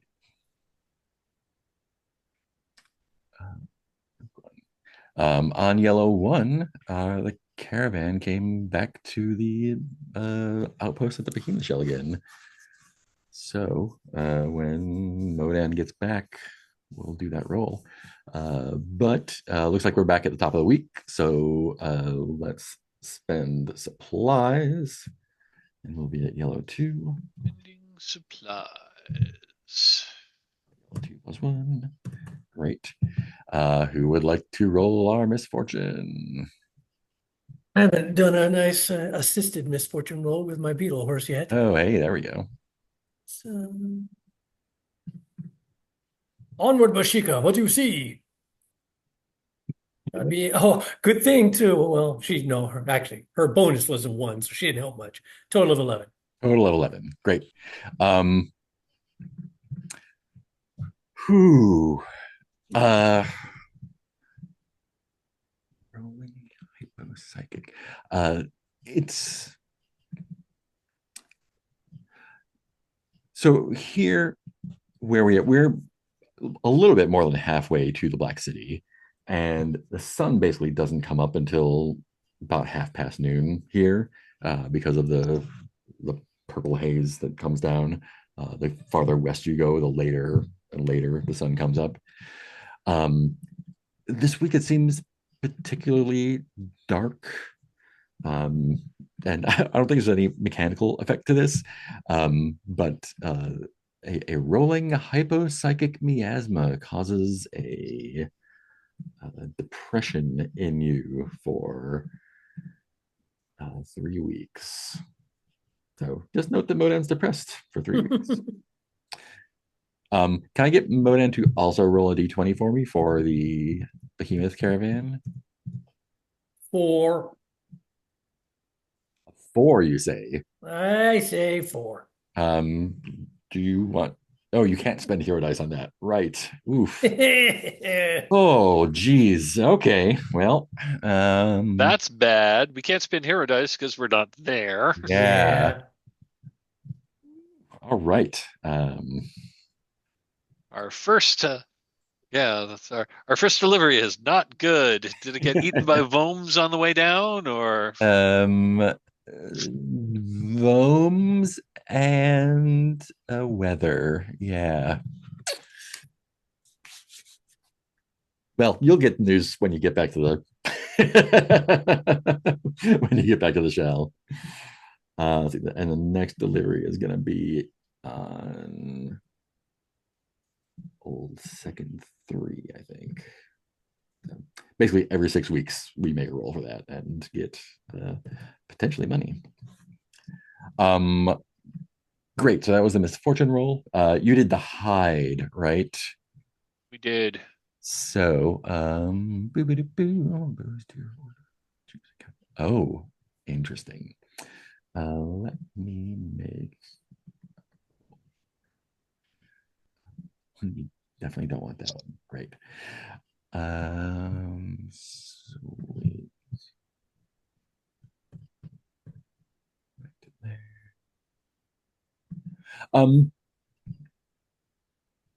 Ooh. So I think one of the things you see, and this is at night, and I think this is Skelly. You see basically like this kind of like rainbow shadow go across the moon, and feel this coldness in all of your bones. Like this, some ill spirit has passed you by because of your precautions. During the day, basically a small herd of swine deer kind of pace along with the caravan. They're just kind of snuffling around for acorns. They're pretty gentle, half pig, half deer animals, just kind of keeping you company along the way. So it's really good that you hid. That could have been really bad for y'all. Great. That's the encounter. Camp actions. And actually, this will take you to the Gall Grass itself. Cool. the gall grass here, basically the path you have to follow takes you a little bit away from the lake itself. It's pretty rough Okay. going there because Okay. of the what's the name of the yeah, it's just really The terrain's really rough. Like, maybe it's like rocky and hilly and it's really mucky and muddy there too. It's like that delta there is like no going with any vehicles basically. got it. So you're venturing into the gall grass area proper, and the as soon as you get into this area, everything dries up completely.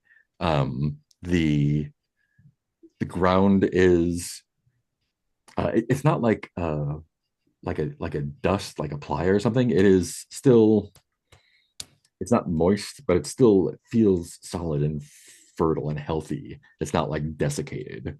But you notice like when you look in the sky and like clouds drift in, as soon as they get in this area, they just sort of like evaporate. And the air feels really crisp and clean, like not cold. There's just like a edge to it that feels really good. words are good. And without a roll, even you feel there's like a presence here in the grass that just feels kind of not welcoming, but like beatific, kind of like calmly benevolent in this area. You can camp here at this destination for free. It basically when you camp, you feel like you can't camp in the same area twice. Like you feel compelled to. You feel that it's probably not wise to lay down for too long. Okay. Would one of you like to make a discovery roll for me? I can do that unless anyone would rather. How was Okay, my that's rolling? that's Oh, just a D20 roll, and does that anything add to that? yeah, that's just D20 roll. But I think if let me think. Does it if a traveler does a traveler get their traveler bonus on that, or You know what? Yeah, I think traveler bonus for that. Oh, If you want to make okay? that. In which case, someone who is a traveler might want to roll. hey, I'm a expert traveler, Expert. so maybe I can do something this time. Expert gives me +6. Expert gives you plus Yep. 6. +6. God damn it! Well, that is a 7. Ooh. Can I roll tonight? Oh God boy. damn I've it. had one good roll. Had one good roll. I'm just curious what I would have rolled. So I'm just gonna roll if this doesn't count for anything. Yeah, see, that's Oh much better. man. We are on the opposite ends of the spectrum. um yeah. So no explicit discoveries. Um as you're floating or That as makes sense. I'm depressed after all. yeah, you're depressed, not keeping an eye on things. I think one of the things that you do notice when you look up, there's no clouds in this area, but and I think especially since you spent time kind of playing with the slimes and whatnot, um, there's kind of like how if you're diving, there's like a cloud of the tiny jellyfish sometimes.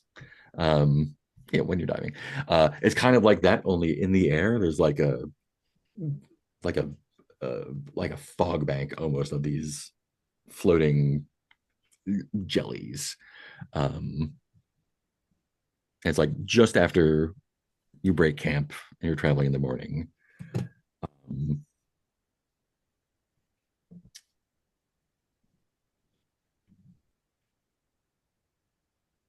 and they give you space, it feels like.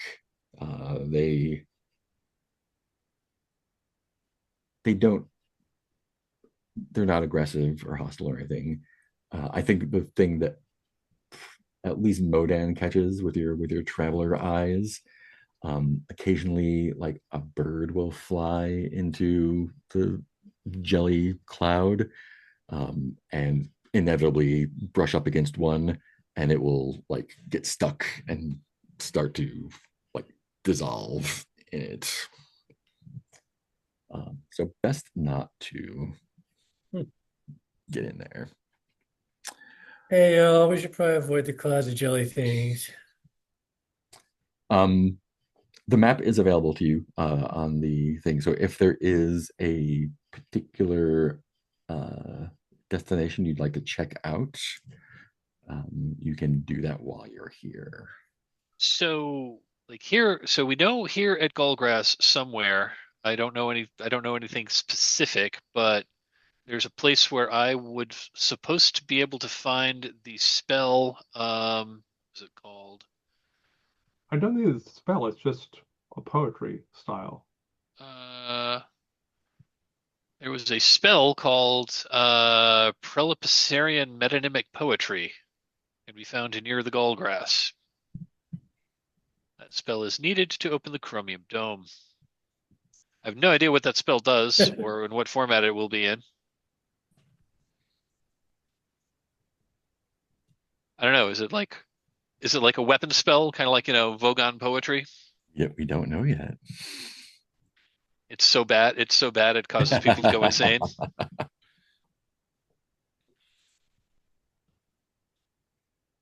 Ode to a piece of putty. Ode to a piece of green putty I found in my armpit this morning. That's the one. Yeah, so where would you like to explore here? Well, and Let's see. Looking at the map. We're here. So the options here are the Hairwoods, the Higher Spine Woods, Razor Water, Skybridge, or you can poke around the Sky River.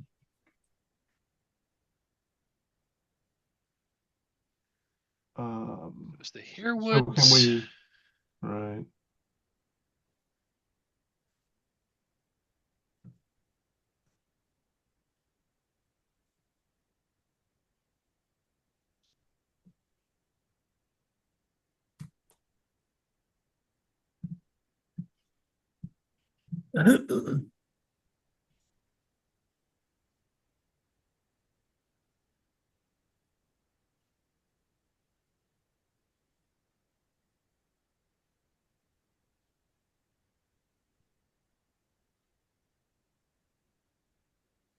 I mean, is this a good time for Adoron to complete the research on the gall grass? Oh yeah, sure. I, The which one do you want to look at? well, Adoron was trying to research the shape changer. Uh, what's their name? Actually, I don't know if. Oh, are you talking about the Rising Prism or Well, the there's the rose, yeah, the rising prism and the rose thing. Um, but also Adoron's trying to because the shapeshifter that stole the Astral Lizard that stole the yeah, body is in the area. Yeah. Astral Lizard is okay. Yeah. But yeah, I guess the rose rising prism rose thing. Yeah. We can poke. Um, tell me tell me more about what you're researching, I guess. Well, the first thing is if there's any information in the cyber side of the noosphere on this. Hmm. And then I'm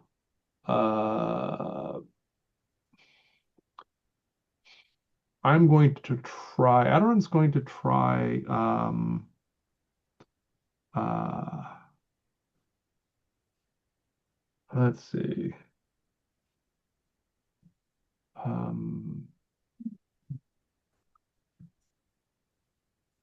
if I don't know if there's going to be any information about that term, and if there is, Adoron will pursue it, and if not, Adoron will, uh, from the more astral side of things, just sort of try and use that phrase as Mm. a like look into the noosphere and use that phrase as a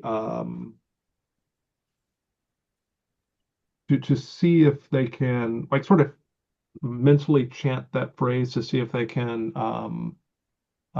find some resonance in a Yeah, particular direction. yeah. Um, Let me get an aura check. Yep. Yeah, just tell me what you get here. 11. 11. Very cool.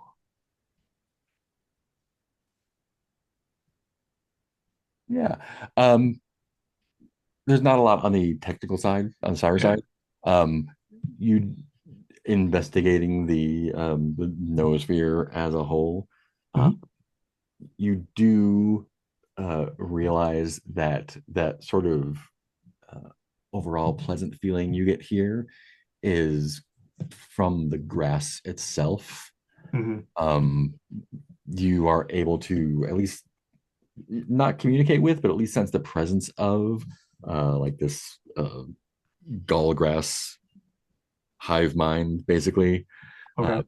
It is vast and powerful. Fortunately, not doesn't hate everyone. It's Not basically not not malevolent. not malevolent. That's the word I'm looking for.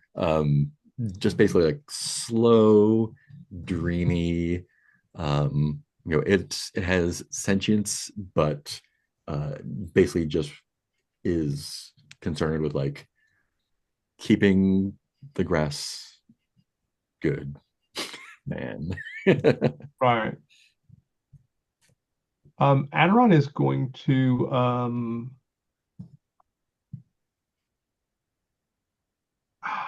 Adoran is going to try to share tea with the presence. Yeah, and I think that's about that's What's about the level of what you get. Just like I think when you do that, you get that feeling of peacefulness as well. yeah, Um, yeah. It's kind of like having tea with a whale. It's just wow. like it's chilling. It's not really gonna do anything. It's like Yeah. happy to be here. Yeah, Adoran is gonna just hang out in the Necro wagon and enjoy communing as the miles pass with the grass. Nice. That's the best way to do it. What about the rest of y'all?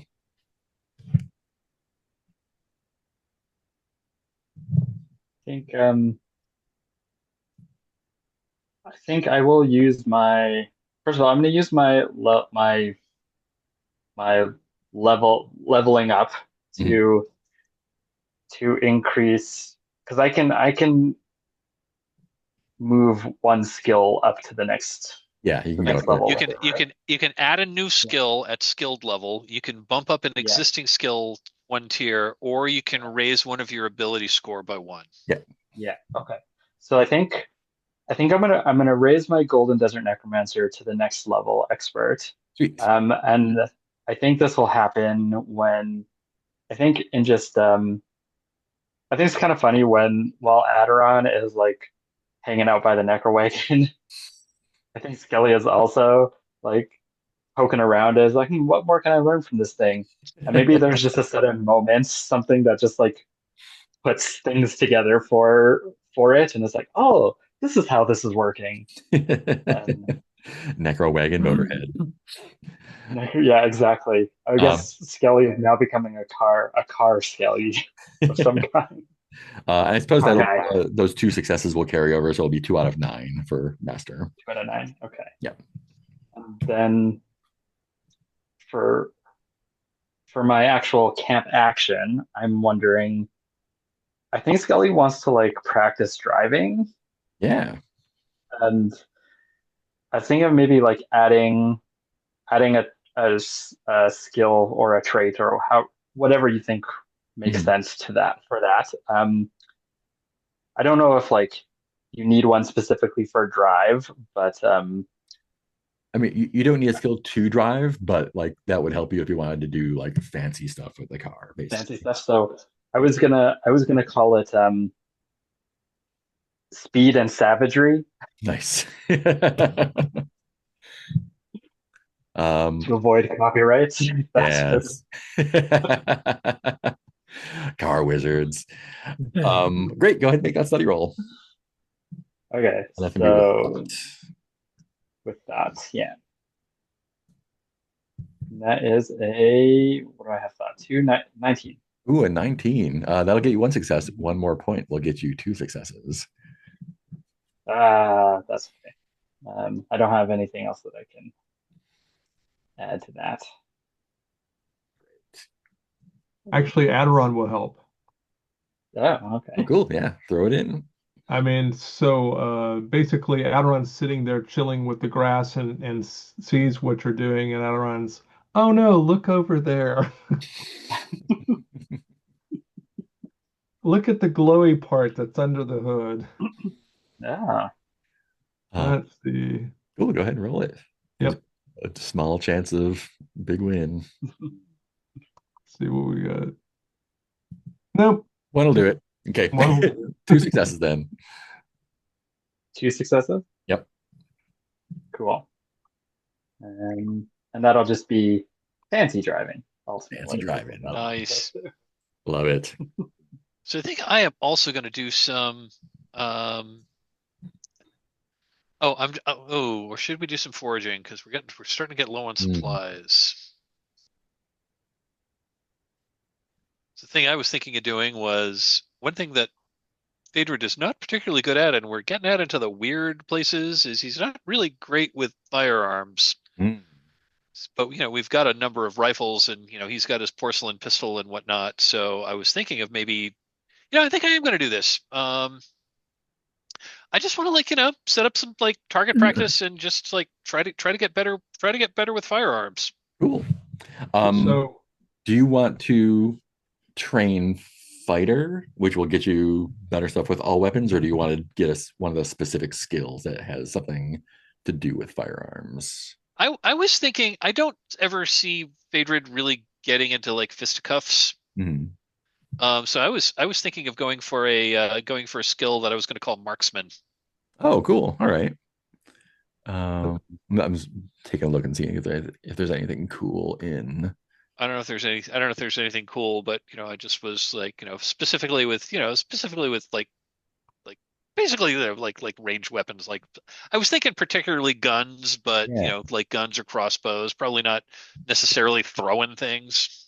Yeah, go ahead and throw marksman in, and I'll take a look and see if there's anything like specifically cool that is in there that we can, or if you want to take a look through too. Yeah, I'll do so that. I was half thinking that Centena might want to pick up an extra trait. Mm. And I was contemplating whether or not I would purchase it for Centena because Centena is very good with guns. Yeah. She's consistently shot well in combat. So for I'm trying to think. Hmm. Can we Yeah, train so NPCs or do I have to give experience points to her? If they are your friend, I think you can. I don't know if you can train them. Can you Yeah. train them? Maybe. What I don't know. I don't know if you can train them. I think you just have Yeah, to just like experience points into them. I think you're right. Yeah. Yeah, because she's already second level, so she's sort of expensive to give experience points Yeah. to. Yeah. Okay.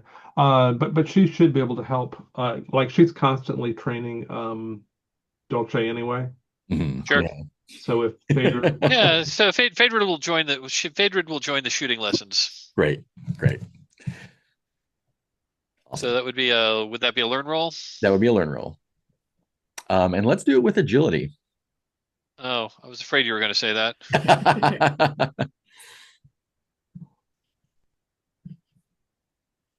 11 plus my agility is 11. Oof. Um, Would you like to throw a hero die on that? What the hell? Why not?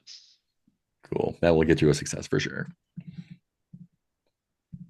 I'll just roll it just to see what we get. It's a 1. Yeah. Well, it is a 12. You did it. And you didn't even waste any extra points. Yeah, precision. That's what we're looking for. Marksman, 1 of 3. See, there, marksman, you nailed it. 12 Yeah. perfectly. Bang.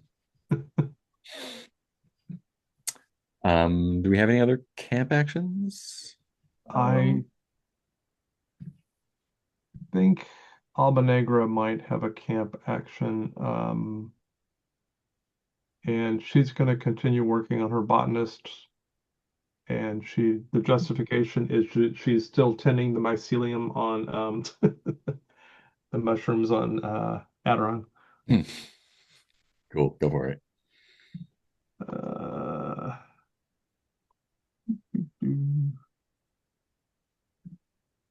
Oh, nope. That didn't go well. Not Or do she that. didn't learn anything. I mean, Is that a 3 or is that that's a 3. a 3 will add a success to what you need for it, unless you want to spend a hero die. I think she didn't have any hero die, and that would be a lot of dice. Yeah. What more do you need to what's the minimum you would need to like not just one more. so if you got a 4, it would not increase the number of successes you would need. Correct. Oh, well, she's already got that covered. She's actually got a thought of 1. Oh, okay, then good. She's 4 then. Yeah, so she didn't lose anything. Okay, good. Oh, Good. okay. Cool. Yeah, sorry. She just didn't gain anything. Didn't gain anything. Cool. Any other camp actions? I think we're I'll try to. I'm depressed, keeping to myself, but very into my biomecho learning. I was thinking maybe like I could be. So I've got this cool goo I've made. That's neat. And then I have my mobile bean farm, and I was like, I wonder. Maybe I would make like a little section of my mobile bean farm where I experiment with the goo and beans and see like if I maybe I can make a more like a goo that's helps bean growth. Could I just throw a little Yeah, thing sure. there with your mobile bean farm that we've been dragging around for a while? Could you maybe figure it out a way to like such that it would like generate a small amount of supplies per week or something like that? I mean, that makes Like sense. it's growing a bunch of beans and beans. Yeah. beans. Right now it's just been kind of like a sampler platter, but yeah, if we could increase well, it could be, yeah, if I can increase the fertility, maybe I can have it sprout enough to be at least like a sack of supplies every week. Yeah, you know what? In that case, let's let's make the bean farm a hallmark or pet, I guess, right? Because you can have free pets because you're friendly, right? Yeah, I can have up to Friends. You have free friends because you're friendly. Cool. Yeah. So you can have up to 5 friends. Yeah. So make your bean farm a friend and basically a hallmark.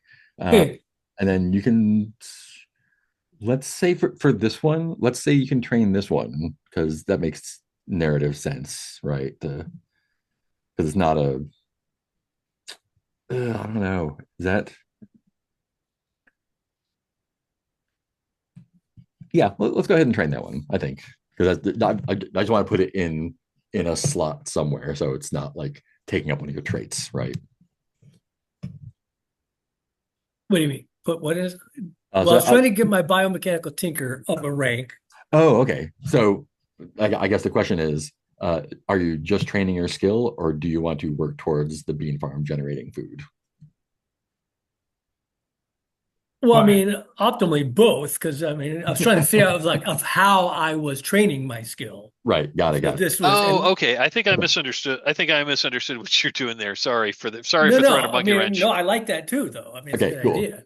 Um, and I would like to point out that in terms of the project of making the bean farm produce more, Alba Negra is totally, you know, um, interested in participating in that because she's got botany, she's got architecture at this point, so she can work on the physical, like the built environment for the beans. Yeah. Um, we can, I don't know if you want to make that a project that's got a clock, but we can both work on that to gradually build out the bean. Like we could put on something that Right. like maybe on the necro wagon, we could put it in the necro wagon and just have it constantly growing on the necro wagon. Yeah, yeah, yeah. And I just figured, yeah, working on this is how I Yeah. increase my next rank, right. Right. is Cool. by experimenting with goo and beans. Goo and beans and goo and beans. Gooey beans. Go ahead and make your thought roll then for learning, studying. God damn it. What's your thought? 3, so it's a Three. Okay. 5. So you're at least not losing anything. Yeah. Yeah. It's too dry here to grow beans, unfortunately. All the moisture is sucked out of the air by the grass. And then I am depressed, so Super depressing. these Cool. rolls are depressing. It's been all over the place. Let's go ahead and call it there. I think that's the end of that week. These beans are no good for in goo. The goo's no good for beans. Here we are, the Um, Gall Grass yellow too. hmm. Let's see. Let's see, you went from, let me look at the map. You spent a week there, a week there. Let's do, I think it's 300 XP each. That sound right? Let's do 400 XP each. In Okay. addition to the 200 we got earlier. Yes. Yeah. Okay, cool. Just making sure. Yeah, that sounds right. Cool. Let's slide into stars and wishes. Let's go right to left. Start with who's on the right? Mark. Stars and wishes. Yeah. I'm glad you're choosing me first because I got a jet right away here. So Awesome. um, I had a great time. I really enjoyed, that seems to be the trend now. I really enjoyed all the teamwork put into getting Adoron another new body. Um, I thought that was really interesting and fun.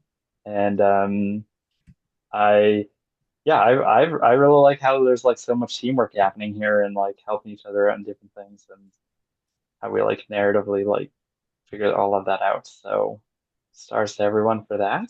Um, and for being patient with me as I get my mind around this game. Um, yeah, and I wish I could stick around to like hear other people's stars and wishes, but I need to run. Awesome. Okay, thanks everyone. Thank you. Then it is to Teal.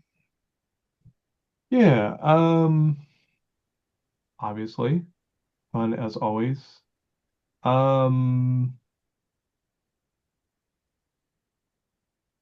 uh, I'm trying to think. It's just there are always so many amazing things to observe, and it was really fun to have everybody planning different parts of Adoran's new physical form. That was that was interesting. Um,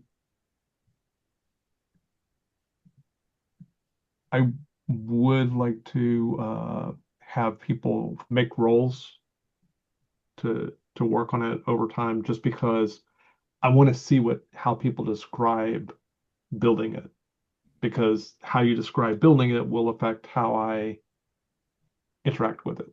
Right.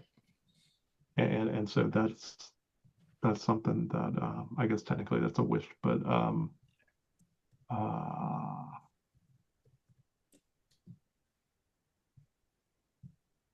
yeah, it's funny because there's so much stuff that happens, and at this point, I'm not surprised that I enjoy it so much. Um, so stars to everything, and as far as wishes go, I am definitely interested in finding more out about the salamander, and um, Alba is still trying to figure out a good noospheric weapon so that she can improve her fighting skills. Um, oh, that happened. I do have a question for Phaedred, but that will happen after stars and wishes and stuff. So I think I'm done. Cool. Thank you. Heath. Yeah, it was fun, a group effort, fun exploring them, doing lots, hustling around, exploring. Um, I took decided to use some of my experience to level up my giant coconut crab to level 2. Nice. Which two questions related to that. One, so I was going to give him a new skill, basically like razor claws. So his claws are like super fucking sharp. Figure our animal groomer has been taking care of him and helping him sharpen his claws up. So we can figure out what that exactly means as far as obviously if we encounter things, he'll be able to cut through them, but I don't, I guess maybe I'll give him some extra damage if he actually attacks with it. I don't know. So, but I'm also trying to figure out, like, I was noticing, should he have another skill? I was trying to remember why, like, my beetle horse has 2. I was like, do pets have skills at level 1, like a skill at level 1? Yeah, Get so a, each level you get a new skill. okay, so he should have Yep. already had 1 at level 1 and then gets another one at level 2. Right. Yeah. All right. Yeah, I'll and figure. a blank hallmark starts out at level 0, so you takes 300 to get to level 1. Yeah, okay. Well, I'll figure out what his second most skills is. We'll figure out anyway.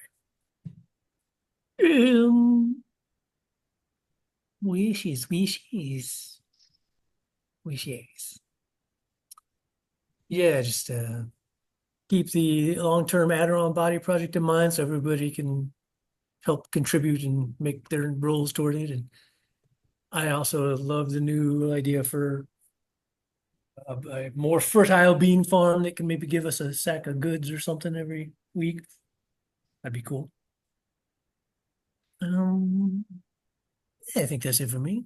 Cool. I'll finish up with Mike. Yeah, stars all around. This is super fun. Mark, just like as usual, big star to you for just like embracing the weird and at the same time presenting this as like a consistent, like internal. It's weird as fuck, but it is also internally consistent. And I just think that is amazing. I think that's I mean, part of that goes to Luka Rejic, the author, but a big part of that also goes to you for like embracing it and like presenting the world in a way that makes, simultaneously makes no fucking sense at all and is extremely internally consistent. And I'm just really enjoying this. I mean, we we pulled a self-driving car out of a gelatinous cube that for some reason is in like the delta of this river. Does that make any sense? No. Does it make perfect sense in the context of this game? Yes. So that was really cool. I loved how we all came together to like build Adoron a new body, so that he's not trapped in that maintenance bot anymore, and you know is at least starting to like regain access to his old physical abilities. That was really cool, and big star to you, Heath, for like coming up with the idea because that was great. That was fantastic, and just how you were able to pull all of our skills together into that, which was great. Teal, I love the fact that you're kind of like I love that you're like balancing those two characters between Albanegra and Adoron. I know I don't generally, speaking strictly for myself, I don't usually like to play two characters at once just because I find it difficult to difficult to juggle, and one always ends up getting short shrift. Unless their powers happen to come into play, in which case, like, well, I've been here the whole time. But I think you're doing a really good job of like juggling those two characters who are very different people. And I can just, I mean, even if I've drifted off for a moment and I come back and you're talking, I can immediately tell which character you're playing. And I just think that is just really, really cool. And just how you're, connect, with Albanegra's like, connection to the noosphere and like doing cool stuff in the narrative, even when it doesn't necessarily have like a whole heck of a lot of mechanical backing. And I just think it's great. I think all of us are doing a really good job of like, playing an OSR game from a story gamer's perspective, which I just think is really, really cool. You're like, Mark, you're giving us enough narrative control over things to like, set things up and, just do cool stuff in the world. At the same time, it's very much an OSR game where, we're doing our best to exploit the environment to our best effect. And I'm just having a ball with this. As for wishes, I think now that we're here in the Gall Grass, I'd like to try to track down that like weird poetry spell thing. Just looking at the map, I'm wondering if it's something's going to be in those Rose Towers. I'm thinking that might be. Thinking that might be where. I don't know. Just a guess. Narratively, from all the different narratively, that seems like Towers seems to be the place where you would find like ancient magic. So that might be where we want to go. Cool. That's what I have. Awesome. And you still do have that maintenance body, so you can use it for something else, or you can sell it. It's worth some money. Cool. Thank you. Trap somebody in it. But put someone else in. I mean, No, that's not kind. there are people that can use bodies for sure. Till, did you have something you want to ask before we go? I had a bunch of little tiny things that I wanted to do that didn't fit into the narrative. One is I want to have a brief discussion about treasure that I've got. Skelly is gone, so one of my ideas, but I'll go ahead and go over the list real fast. So, or do we want to drop that in Discord? So Mark, just gonna say we want to discuss that in chat so that we can all take a look at it. I'd like to go over it real fast. Okay, yeah. Okay. It's only a couple of items. Basically, we've got there's the stuff down there. There's a dusk emitter, which is sort of like a dark beam that it actually can do damage. It can blind. Well, I guess that maybe it's not damage, but it has impact. There's also the bandolier of 6 rainbow spheres, which the grenades loosely were called grenades, but we don't know if they're grenades for we sure. don't know what they do, but they do something when you throw them. They do something. And then there's the diagnostic wand about figuring out somebody's intentions, which Albanegra is somewhat fond of, but if somebody else, I have thought about that maybe being something that would be good for Modan, to have a better idea of what people's feelings are before you interact with them. So I also didn't catch that is an offensive weapon in that it makes the target's next action take 2 actions to complete because they have to explain what they're doing. So if someone's like attacking you, they're like, I'm going to attack you with the sword. Okay, here we go.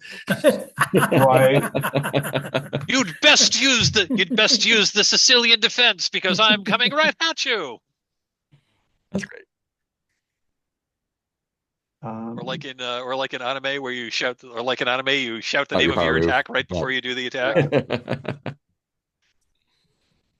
But I don't know if anybody has any interest in any of those items. I mean, having like the bandolier of grenades would be good in case we get into a fight. Even if we don't know what they are, they're probably going to do something.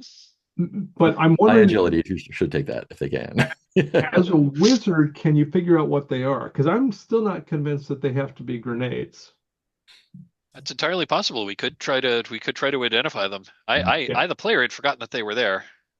Yeah. Now that we're talking about them, I remember getting them Mm. like months ago, real Yeah, time. well, Newt picked them up, and then when Newt died, Cardio, Alvin yeah. was there. So, um, Yeah, those are probably a good thing for Skelly because he's the one with 4 agility.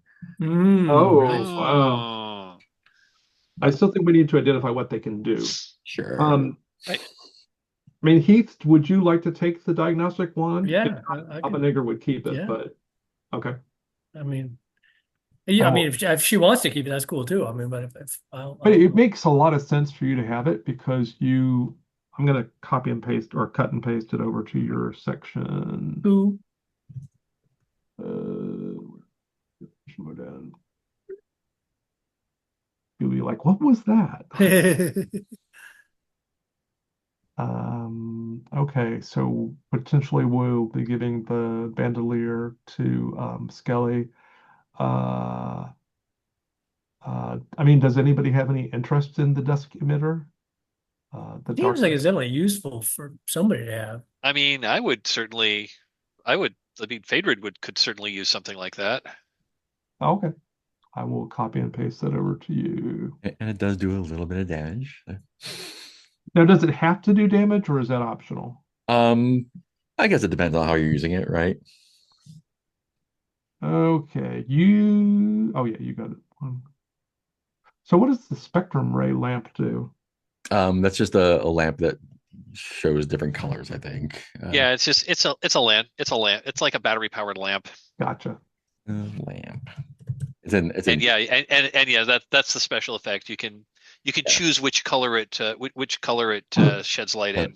Satrap crystal lamp that projects a long ray of light powered by tears and sunlight can start fires. Ooh, I hadn't noticed that. Okay. So next week maybe we can remember to check the bandolier out.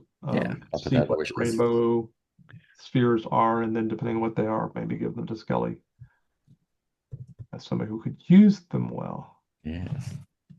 Cool. Anything else before we say goodbye? Alrighty then. Thanks anyone watching or listening. Bye.